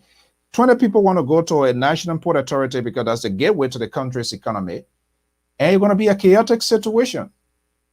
So if you can't manage the full coalition, another 11 group call themselves Rainbow Coalition, then where are we going as a people, as a nation?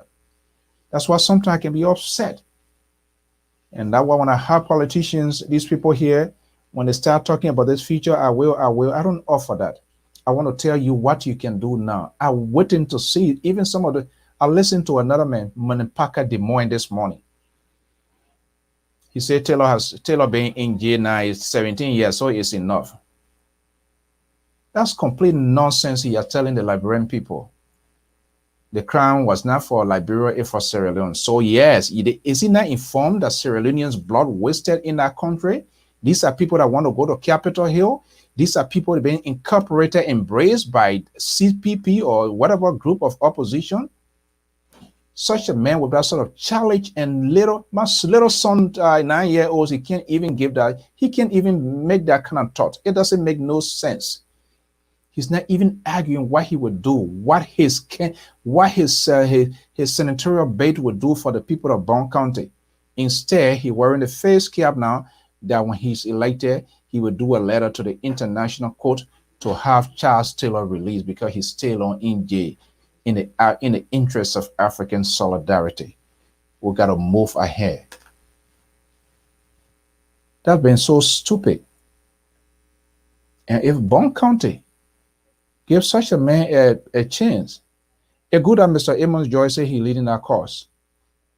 If we can't teach these politicians, we can't teach these people lesson, and every time they come, they make fool out of you, and then we come and we start crying and just throw it on the executive branch of government, then that is unfair. Because it is our decisions. We do not make informed decisions. We make crazy, stupid decisions deliberately on purpose, out of ignorance or even without ignorance, and get us into a mess. And then we stand around, we start crying like a wolf. This is a guy who wants to be a senator. He was the opposition. Whether he's there now, but I know he was the CPP. He's one of the leaders. But he's not even telling the Bongese his reason why he wants to be senator of Bond County, what he intends to do for the people of Bond County.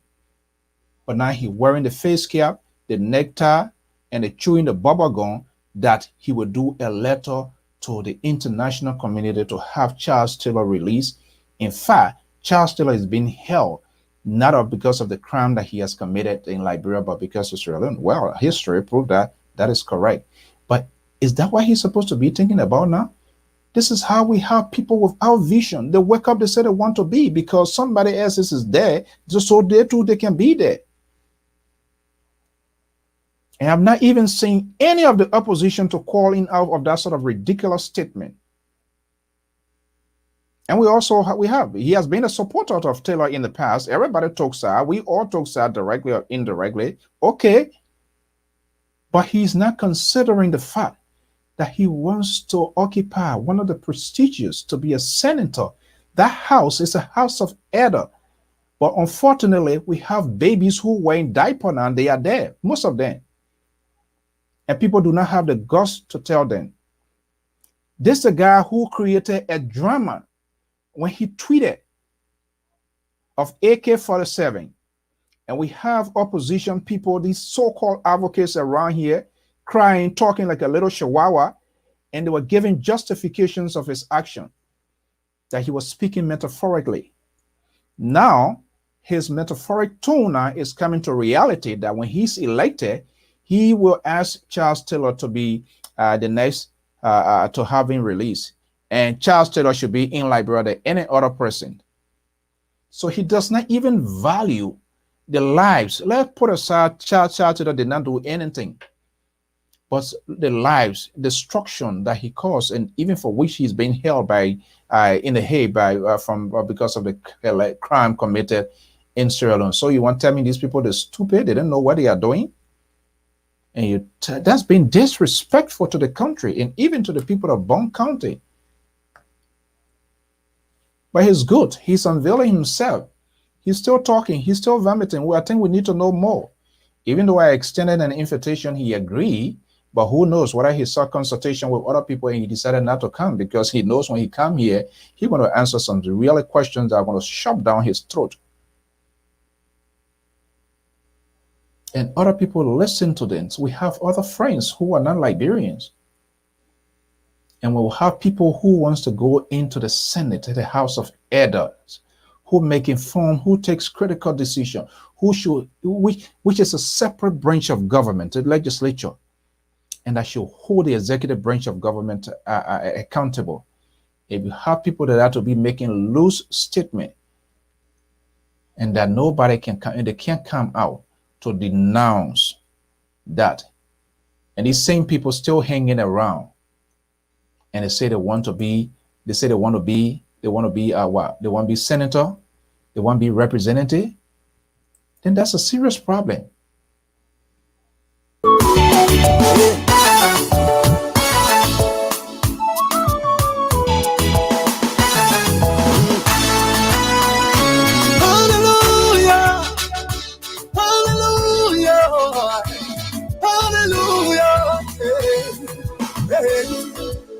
Hallelujah, giving, hallelujah, giving the highest praise, hallelujah, giving the highest praise, hallelujah, giving the highest praise. In the morning when I wake up, in the night when I wake up, I will lift up my voice to heaven and give you the highest praise.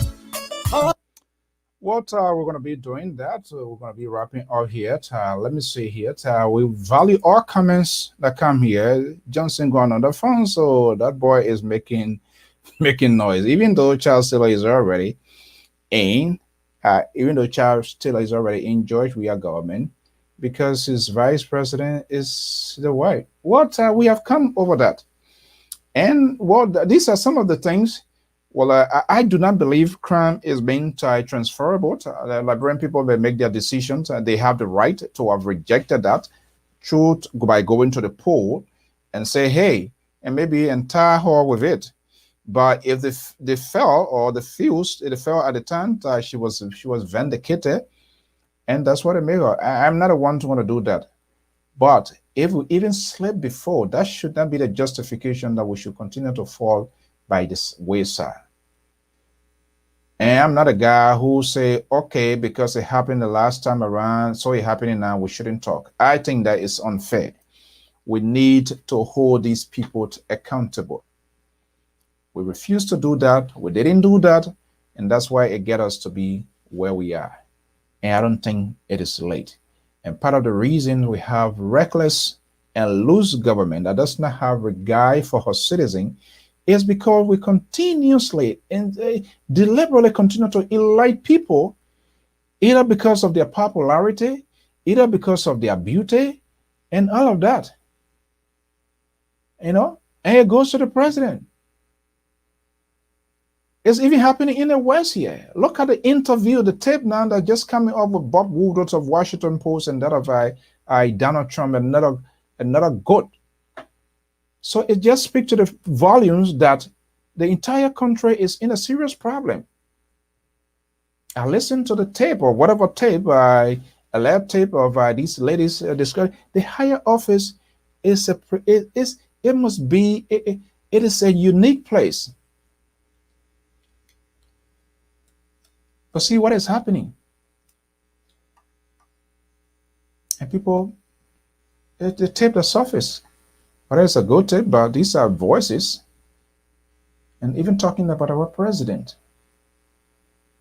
And then when you go back, again, you listen to the own ruling party chairperson.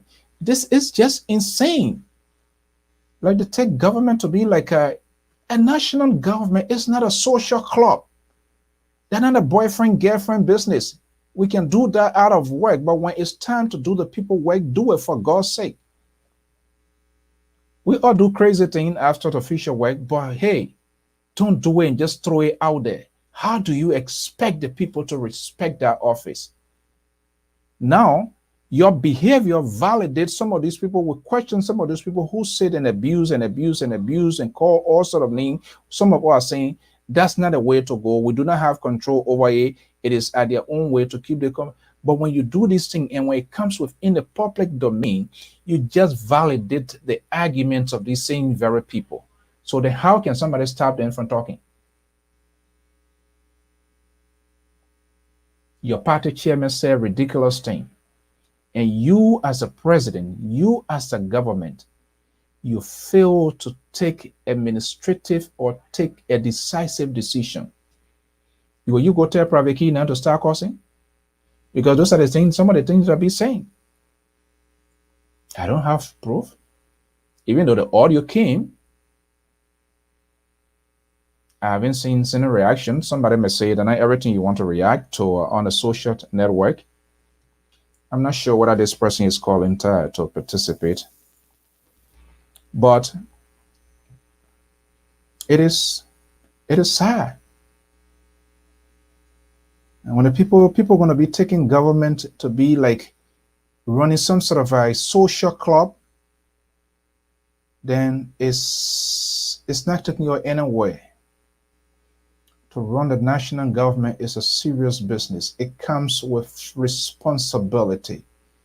It comes with being very thoughtful of what you do. Because when you becomes a public, when you become an official, public officials, everything is out there. So people have the right to talk about it. Because you didn't control yourself, because you didn't never conduct yourself. You acted like a little child, like a toddler. So then people are going to treat you like a toddler. And that diminishes the office, the overall office. That's the most important part. To see women talking the kind of thing they were talking. I wonder what are they getting? What is their own benefit with respect to other things that people hearing?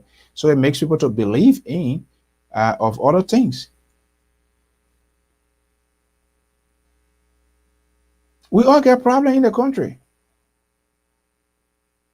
It starts with the president, with all the other people, all are all coming down to the media industry. Everybody completely out of order.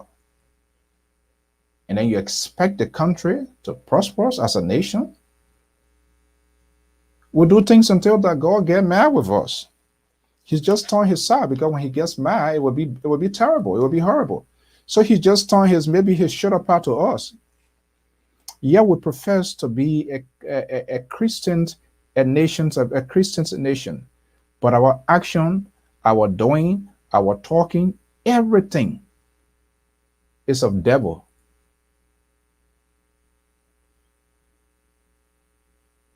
I don't see no evidence, even after George Weah, whether you're going to get better. Who knows? They're going to get worse or it will be intensified. From our indication, I don't know. Let me see whether this person is calling. Hello? Hello, is this Liberia Public Radio?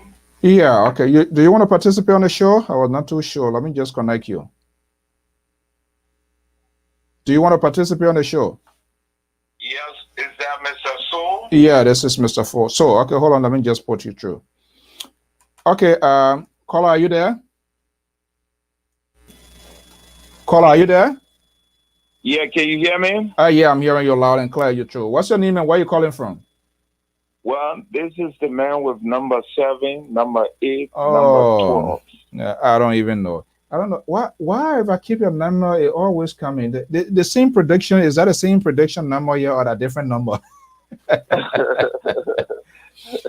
Look, Mr. Brother Cummings, this is I told you, can two of us join together? Let's put that country on Craigslist or eBay and put that country on a trusteeship. Can you join me to do that? No, I will not join you. Okay. To put the country on Craigslist. I know, man. It's so annoying. Go ahead, my brother. One of the reasons I was calling, I tried to get to you because I want to see if you can host us sometime next week to talk about something concerning the country, the nation of Liberia. Probably maybe we need to send you some documents for you to read. And that will validate everything we have said. Yeah. Everything we said concerning the nation. You know, there's one phrase, there's one line I will borrow from something you said earlier on. The attitude of our people, from the presidents to the sweepers, to the political party, then we expect the nation to be prosperous. Mr. Soul, I've said over and over, and I always make reference to you in sometimes during my preaching and time of prophecy concerning Liberia, that one person who will always give me the opportunity to speak is you. Next to you is Terry's Genesis. With the exception of that, the other people, the microphone or their platform are attached to the political leader, so they don't like to hear what I say all the time. But here is the reality, Mr. Soul. A nation and its people that have gone through 40 or 41 years plus of trauma, calamity, that refuse to understand that with all of the political arrangement, revolution arrangement, has not changed anything. The state can't catch it, that what we need in our country is gone. I hear some people saying, oh, angels will not come from heaven to go to the ballot boxes. Oh, yes, we live in a real world. Human beings will go to the ballot boxes to vote, right? But the human beings must govern themselves.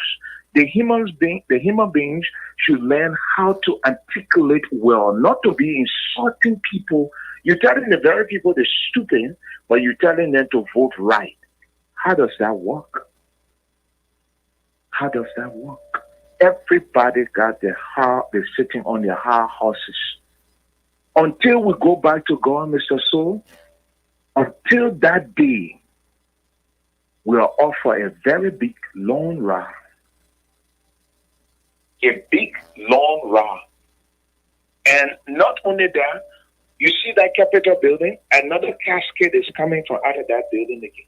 There will be another vacuum or vacancy for another by-election before we complete those two by-elections we have.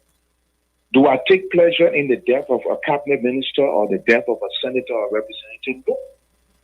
There is something unfolding in our country that a turn is not taken. We will go to a place, to come from there will be war.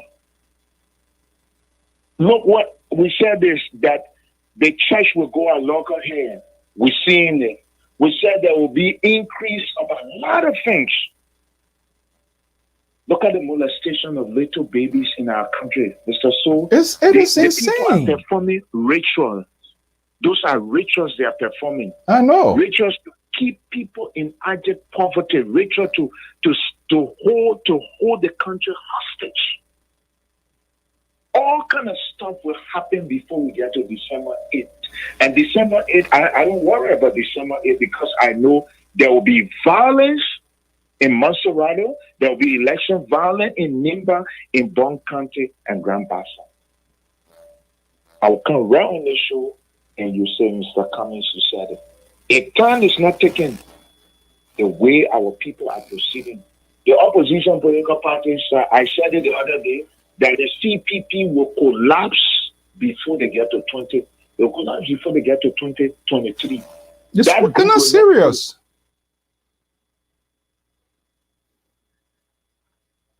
Go ahead, brother. Yeah, that group, the CPP, will not hold. I said it from the embryo stages up to today. That group will not hold. Because you know why they will not hold, Mr. So? Here is the simplest formula.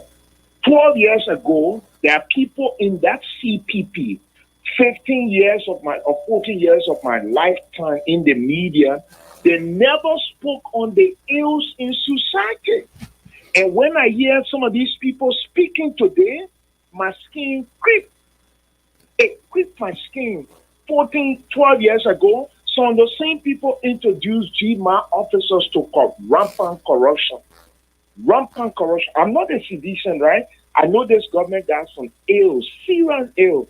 One, they're not media friendly. Two, they don't know how to navigate their way anywhere. Three, they're vindictive. Okay? They're vindictive. But let's face reality. Let's call a space a space.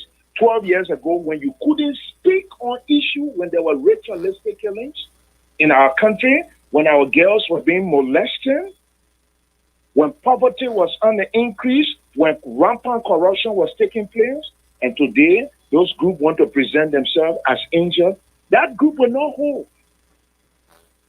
That group will not hold, Mr. Soul.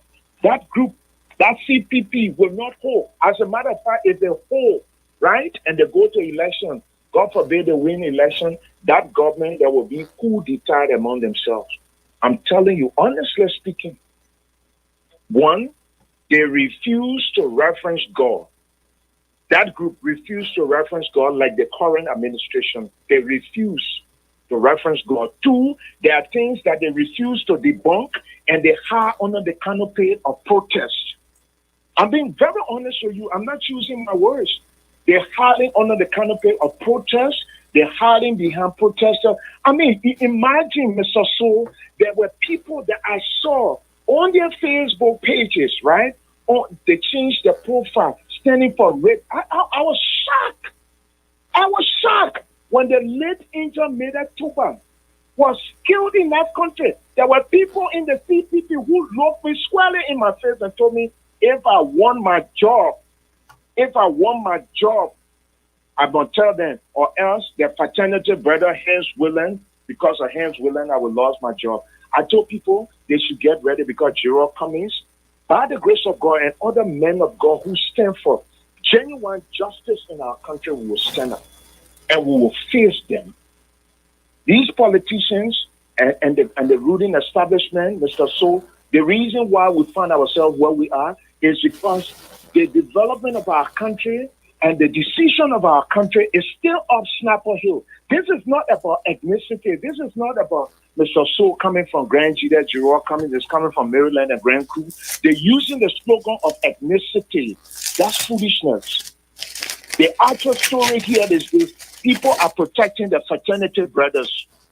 And when they continue to protect their fraternity brothers, the masses suffer. That's why you see it in our country. People who are classified homosexual, and lesbian, they put themselves in key position, and young men who go to school and suffer their parents fire cold, they cannot even get nothing. And you expect that nation to prosper? We're not going anywhere until we submit to God. And that's why I told the president, I said, Mr. President, tell your people the next cabinet retreat must be a prayer retreat. If there's no prayer retreat, December 31st, 12 midnight, we'll sign the decision.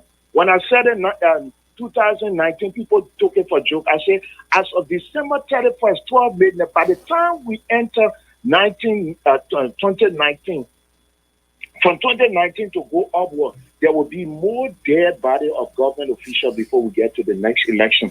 As a matter of fact, there are two presidential candidates. If time is not taken, they go to God. We lost them before 2023. Those are reality. And our people think that by political maneuvering, we will change this country. Mr. So, you've been around for long. You've been in the media. The pictures are clear. They are not hidden secret. The pictures are clear. People cannot hide. It's like you got thieves, right? And somebody will run to you, Mr. So that the boys check your wallet, hammer in the wallet, and you tell them $200 in my wallet, and they go running behind the road, roll. That's how they're behaving. And they know we know these things. And lo, he who much is given, much is required. I told people from the day my father was dragged from his house, tired and naked and flogged for nothing, I will never again will I sit down and shut my mouth and see people die that way or see people suffer this way. They took my father from his house. My father never in that swimming pool. My father never went in that swimming pool from 1982. My father was in jail from 1982 to 1990. It was Prince Johnson who rescued my father. Prince Johnson took my father on the Bushel Island to his house. To 1993, command people went for him and said he was keeping rebel in his swimming pool. A swimming pool my father never saw for years. Okay? And some of these very people, Professor Koman was my mother boss at ELBC. Okay? Professor Koman taught me television production. When there were days I would see him in front of the blackboard, I wanted to take the chair and break his leg. But I let go. I let go because that is not me. But when you see people who 12 years ago, 12 years, William was their fraternity brother, and if they hear this thing, they will love it for them to fire people like us. We shut our mouths until the mother sat down in the street and said, today a judge, Dixon Blamo, don't give injured Meda Tuba justice. We will turn the temple of justice upside down. And today when I see those people ganking up and saying they stand for rape, when they never used to talk, when 17 young men were pushed up between Lower Magidi and Grand Bassa Kante, none of them spoke. When 5 young men, including a lady, were pushed up, their body part extracted in Maryland County, they never spoke. When the incident occurred in Lofa County with former Senator Somi Kupi, with that little boy who was pushed like pig, the Fula man who was beheaded in River G, nobody, you see these people?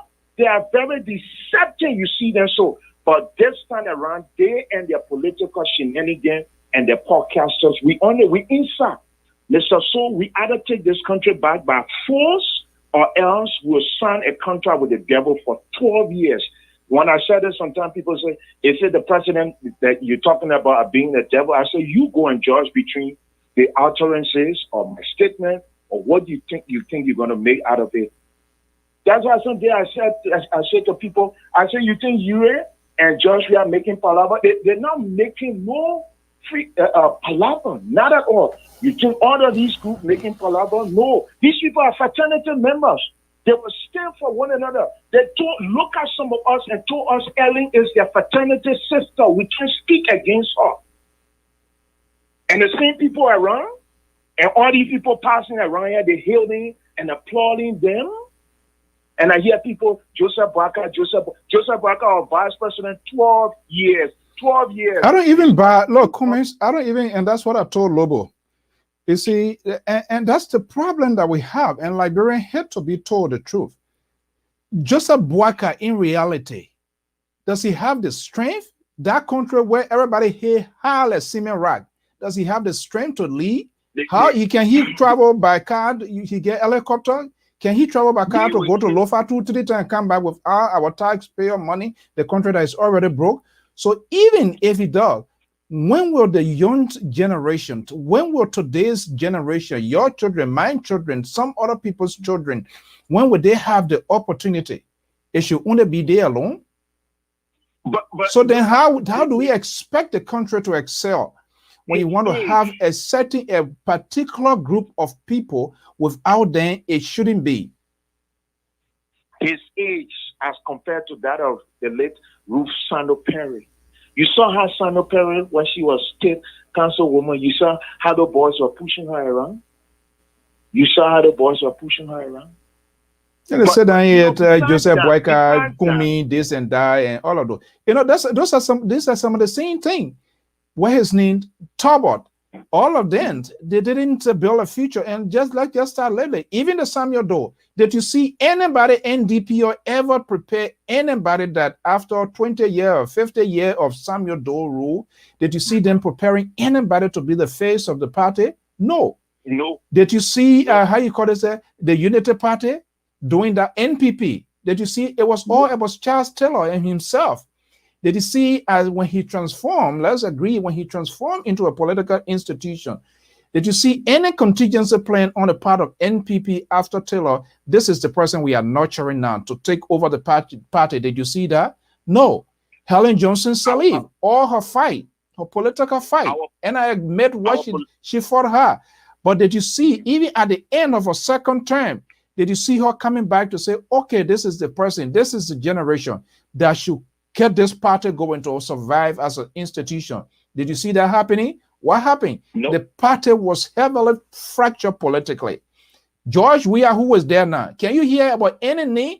CDC people, they don't want to call any other person name that after the whatever 12 years of President Weah, at the end of the day, he will now be there for more than 30 years, that for sure. Those Robert Mugabe way of doing things in Africa, it's not going to happen again. Are they preparing now? Let's say, how long is 12 years? Let's say the first 6 years, the other 6 years. Are they preparing now to see the next phase of CDC to survive and to stand as an institution where it will never happen? That's why you see all of them flying around like pepper boy. They were all in Unity Party yesterday. What happened at CDC there? They jumped to Unity CDC. Tomorrow when ALP or WLP come, they will all go there. They are unable to sustain institutions. They are unable to build a structure, to put a structure that is disciplined, that is sustainable, that would deliver. They don't. It's all about themselves.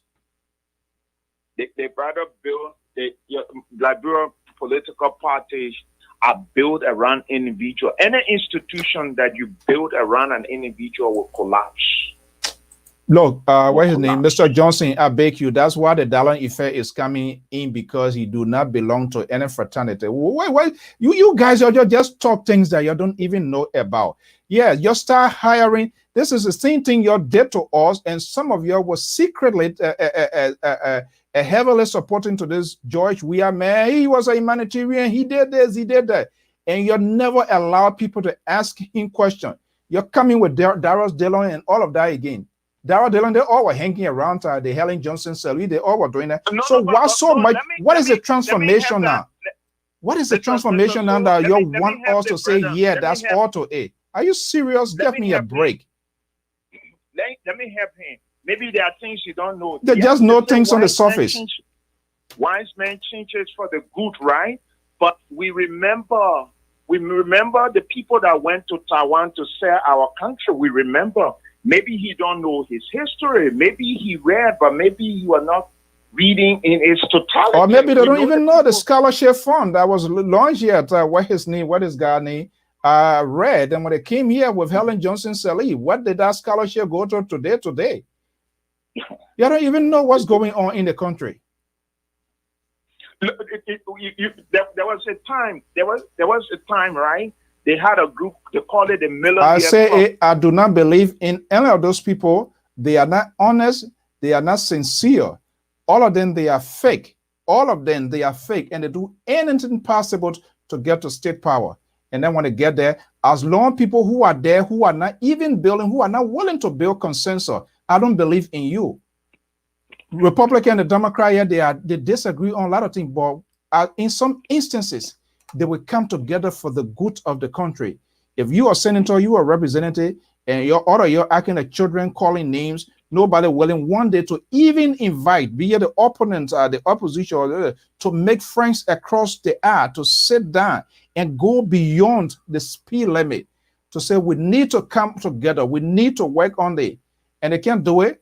They just sit down to have a exhibition all day with press conferences. You think that we need some pragmatic, we need some tangible results.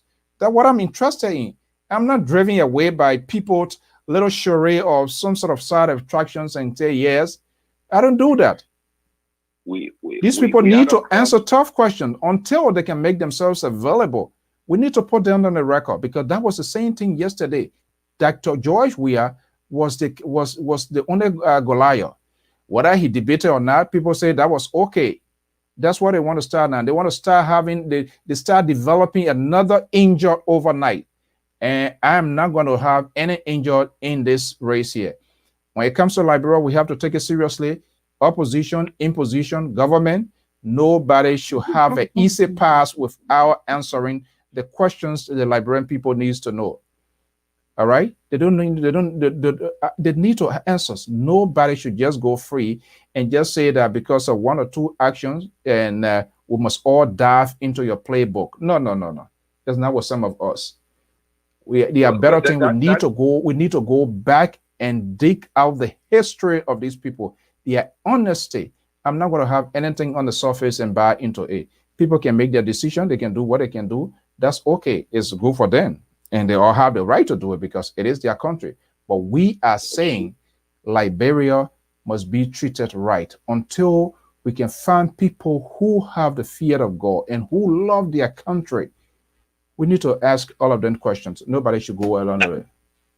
That's the key point you strike there. Yeah. We need, it's not about it's not about me. I'm talking about the country. So if you experience it, I yet to experience it, and so I have to say. Yeah, brother Cummins, our line, you don't need permission to let us know. We're going to arrange something. I'm hearing to making an arrangement to have the ambassador, Liberia, Mr. Patent in Minnesota. I'm hearing the embassy now is issuing, according to reliable source, they are issuing passport and all of that. If that's the case, they need to come out and tell the Liberian people. These are some good things. People people in Iowa who wants to travel, they don't have to go to DC, they don't have to come to New York. So they need to come out. And I hope Mr. Sayegbor Yarlee or even the ambassador themselves, they will come for us to have this national conversation. You know, there was a lady yesterday. Today is Thursday. There's a major conference today. People who have immigration issue. These are things our Liberian community should come out to tell the Liberian people. You know, these are very important issues. Providing free services, free interventions, immigrations, whatever, no matter whatever your case. These are things our community organization should take the lead. But the rottenness of government starts from within our own, on our own feet, in our own community. It's just, this is crazy. It's crazy. Mr. So the highest thing there is I gotta go. I'm feeling hungry now, my son. Yeah, but yeah, let me know and we can have this sort of conversation. No, I will talk to you off air and we'll arrange something and we probably hopefully next week so we can make an appearance on your program. There is this major difference. Yeah, definitely. Yeah, definitely we will. All right, my dear brother. Thank you so much. You're welcome. All right. And I know you made a session way back before we get everything I done. Yes, there are a few senators, they are doing an attempt, but I'm just only saying we shouldn't relax because we see them giving these indicators and we must quickly make a hasty decision to say that's going to be it. No, I don't agree with that. I think we need to know much furthermore. We need to know the agenda. We want them to make the institutions or whether the system is corrupt now, but but we want them to make the effort because they are in authority. They have the constitutional authority. They are close with the authority. It is within their purview. Legislation, when you talk about things and it is not perfected into legislation, then it's nothing. That's our argument. When you know something is not correct, if I'm a senator, if I'm a representative, and I know something is not correct within the system, the very first thing I want to do to create that legacy is to go beyond the pale and talk to people, talk to some of my friends, convince them, sell that idea, because it's all about the numbers. But if you can't get the numbers, and out there I will just be talking and just criticizing the problem, but I'm not doing anything to affect to arrest the situation, then it's nothing. I had my hair for nothing. So we need piece of legislations, and the only way you can get those legislation is to work with other people that disagree with you, that you disagree with, but invite them, have a lunch, place a phone call. Today is Saturday. I know we are off. Can we meet at Cecil's restaurants and have a conversation and have a glass of beer? And that's when you can take off time to unveil your agenda. Look, this is what I have. Even though you're from Liberty Party, I am from CDC, you're from ALP, you're from Unity Party, but this is the idea. I have an extra copy here. Take it home. I want you to look over it and forget about us being this party or that party. Let's forget about George Weah, who is not George Weah, what Moluba Molu is talking, liquor talk and all of that. Go over this legislation that I want to introduce. I need your support. I give you maybe 24, 72 hours. Look at it, make your contribution. I see where you can have corrected, and we can sit again and talk. That's how you make your way. That's how you work your way through. That's how you work your way. And when you did that, and that's legislation, whatever you're going to pull through, if it passes both houses from the lower to the upper, then it becomes a legacy on you. This is what the man did. So for people, some of you that are closer to those people, that's how you're supposed to do it. And it comes with responsibilities. Because when you're calling names, yes, the system is rotting. So what are you going to do to make it fix? You have to set yourself apart. People have to see the other side of you. You have to be the deal breaker. That's what we are saying. Yes, some of them are making good effort in that direction, but it is still insufficient. They need to go beyond the pale, and then some of us who are free thinker will see. But for somebody to knock the bell and attend to a member of the Zion Grove Baptist Church, that's not going to happen. I want to see Akara Gray being responsible. That when he talking to Senator Darius Dillon, even he disagree with him, he will call him and say, Mr. Honorable Mr. Senator or Senator Dillon, without calling his name. Proportionally, the same goes to Darius Dillon. When he want to, he and Tamafala or Sir Joseph, whoever, they want to come to a consensus, they need to have that sort of mutual respect for one another. There can be some political differences. It happens all over the world. But somebody must be there to break that gap. And that's why you guys who are supporting these people, that's why you're supposed to be looking in their faces honestly and tell them, I support you, I believe in your political ideology, you are doing good, but this is where you're falling short.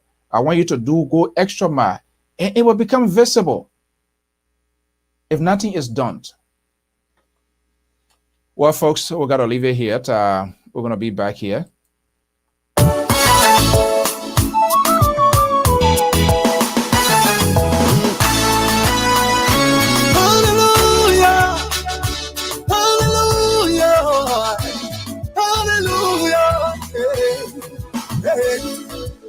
Hallelujah, giving hallelujah, giving the highest praise. We're giving the higher praise to all my followers. Sometimes when you see us talking that we are not mad with individual, we are not mad, but I am not happy the manner in which my country is being treated by these self-centered, greedy politicians who are not thinking about the future of tomorrow's generation. I'm not happy. And if I'm not happy, that's the only way I can express it. Hallelujah to my Jesus. I bow before the throne. When I look at all the one this is how Mr. Baz going to take our own Minister Baz in the West African state of the Republic of Liberia. I want to thank you so much for being part of this program. We don't take anything in your heart. LP area, we express it, and when it's done, it's all done. We speak in what we believe out of our own convictions, out of our own sincerity. I want to thank you for your comments, your participation, your time here. Today seems to be a very good day for me. I will not talk it publicly. Only a few people are going to know it. I've been waiting and waiting and waiting. And apparently that letter came through. I'm almost about to dash it, not knowing that my last name was. Hallelujah. Give him the high praise.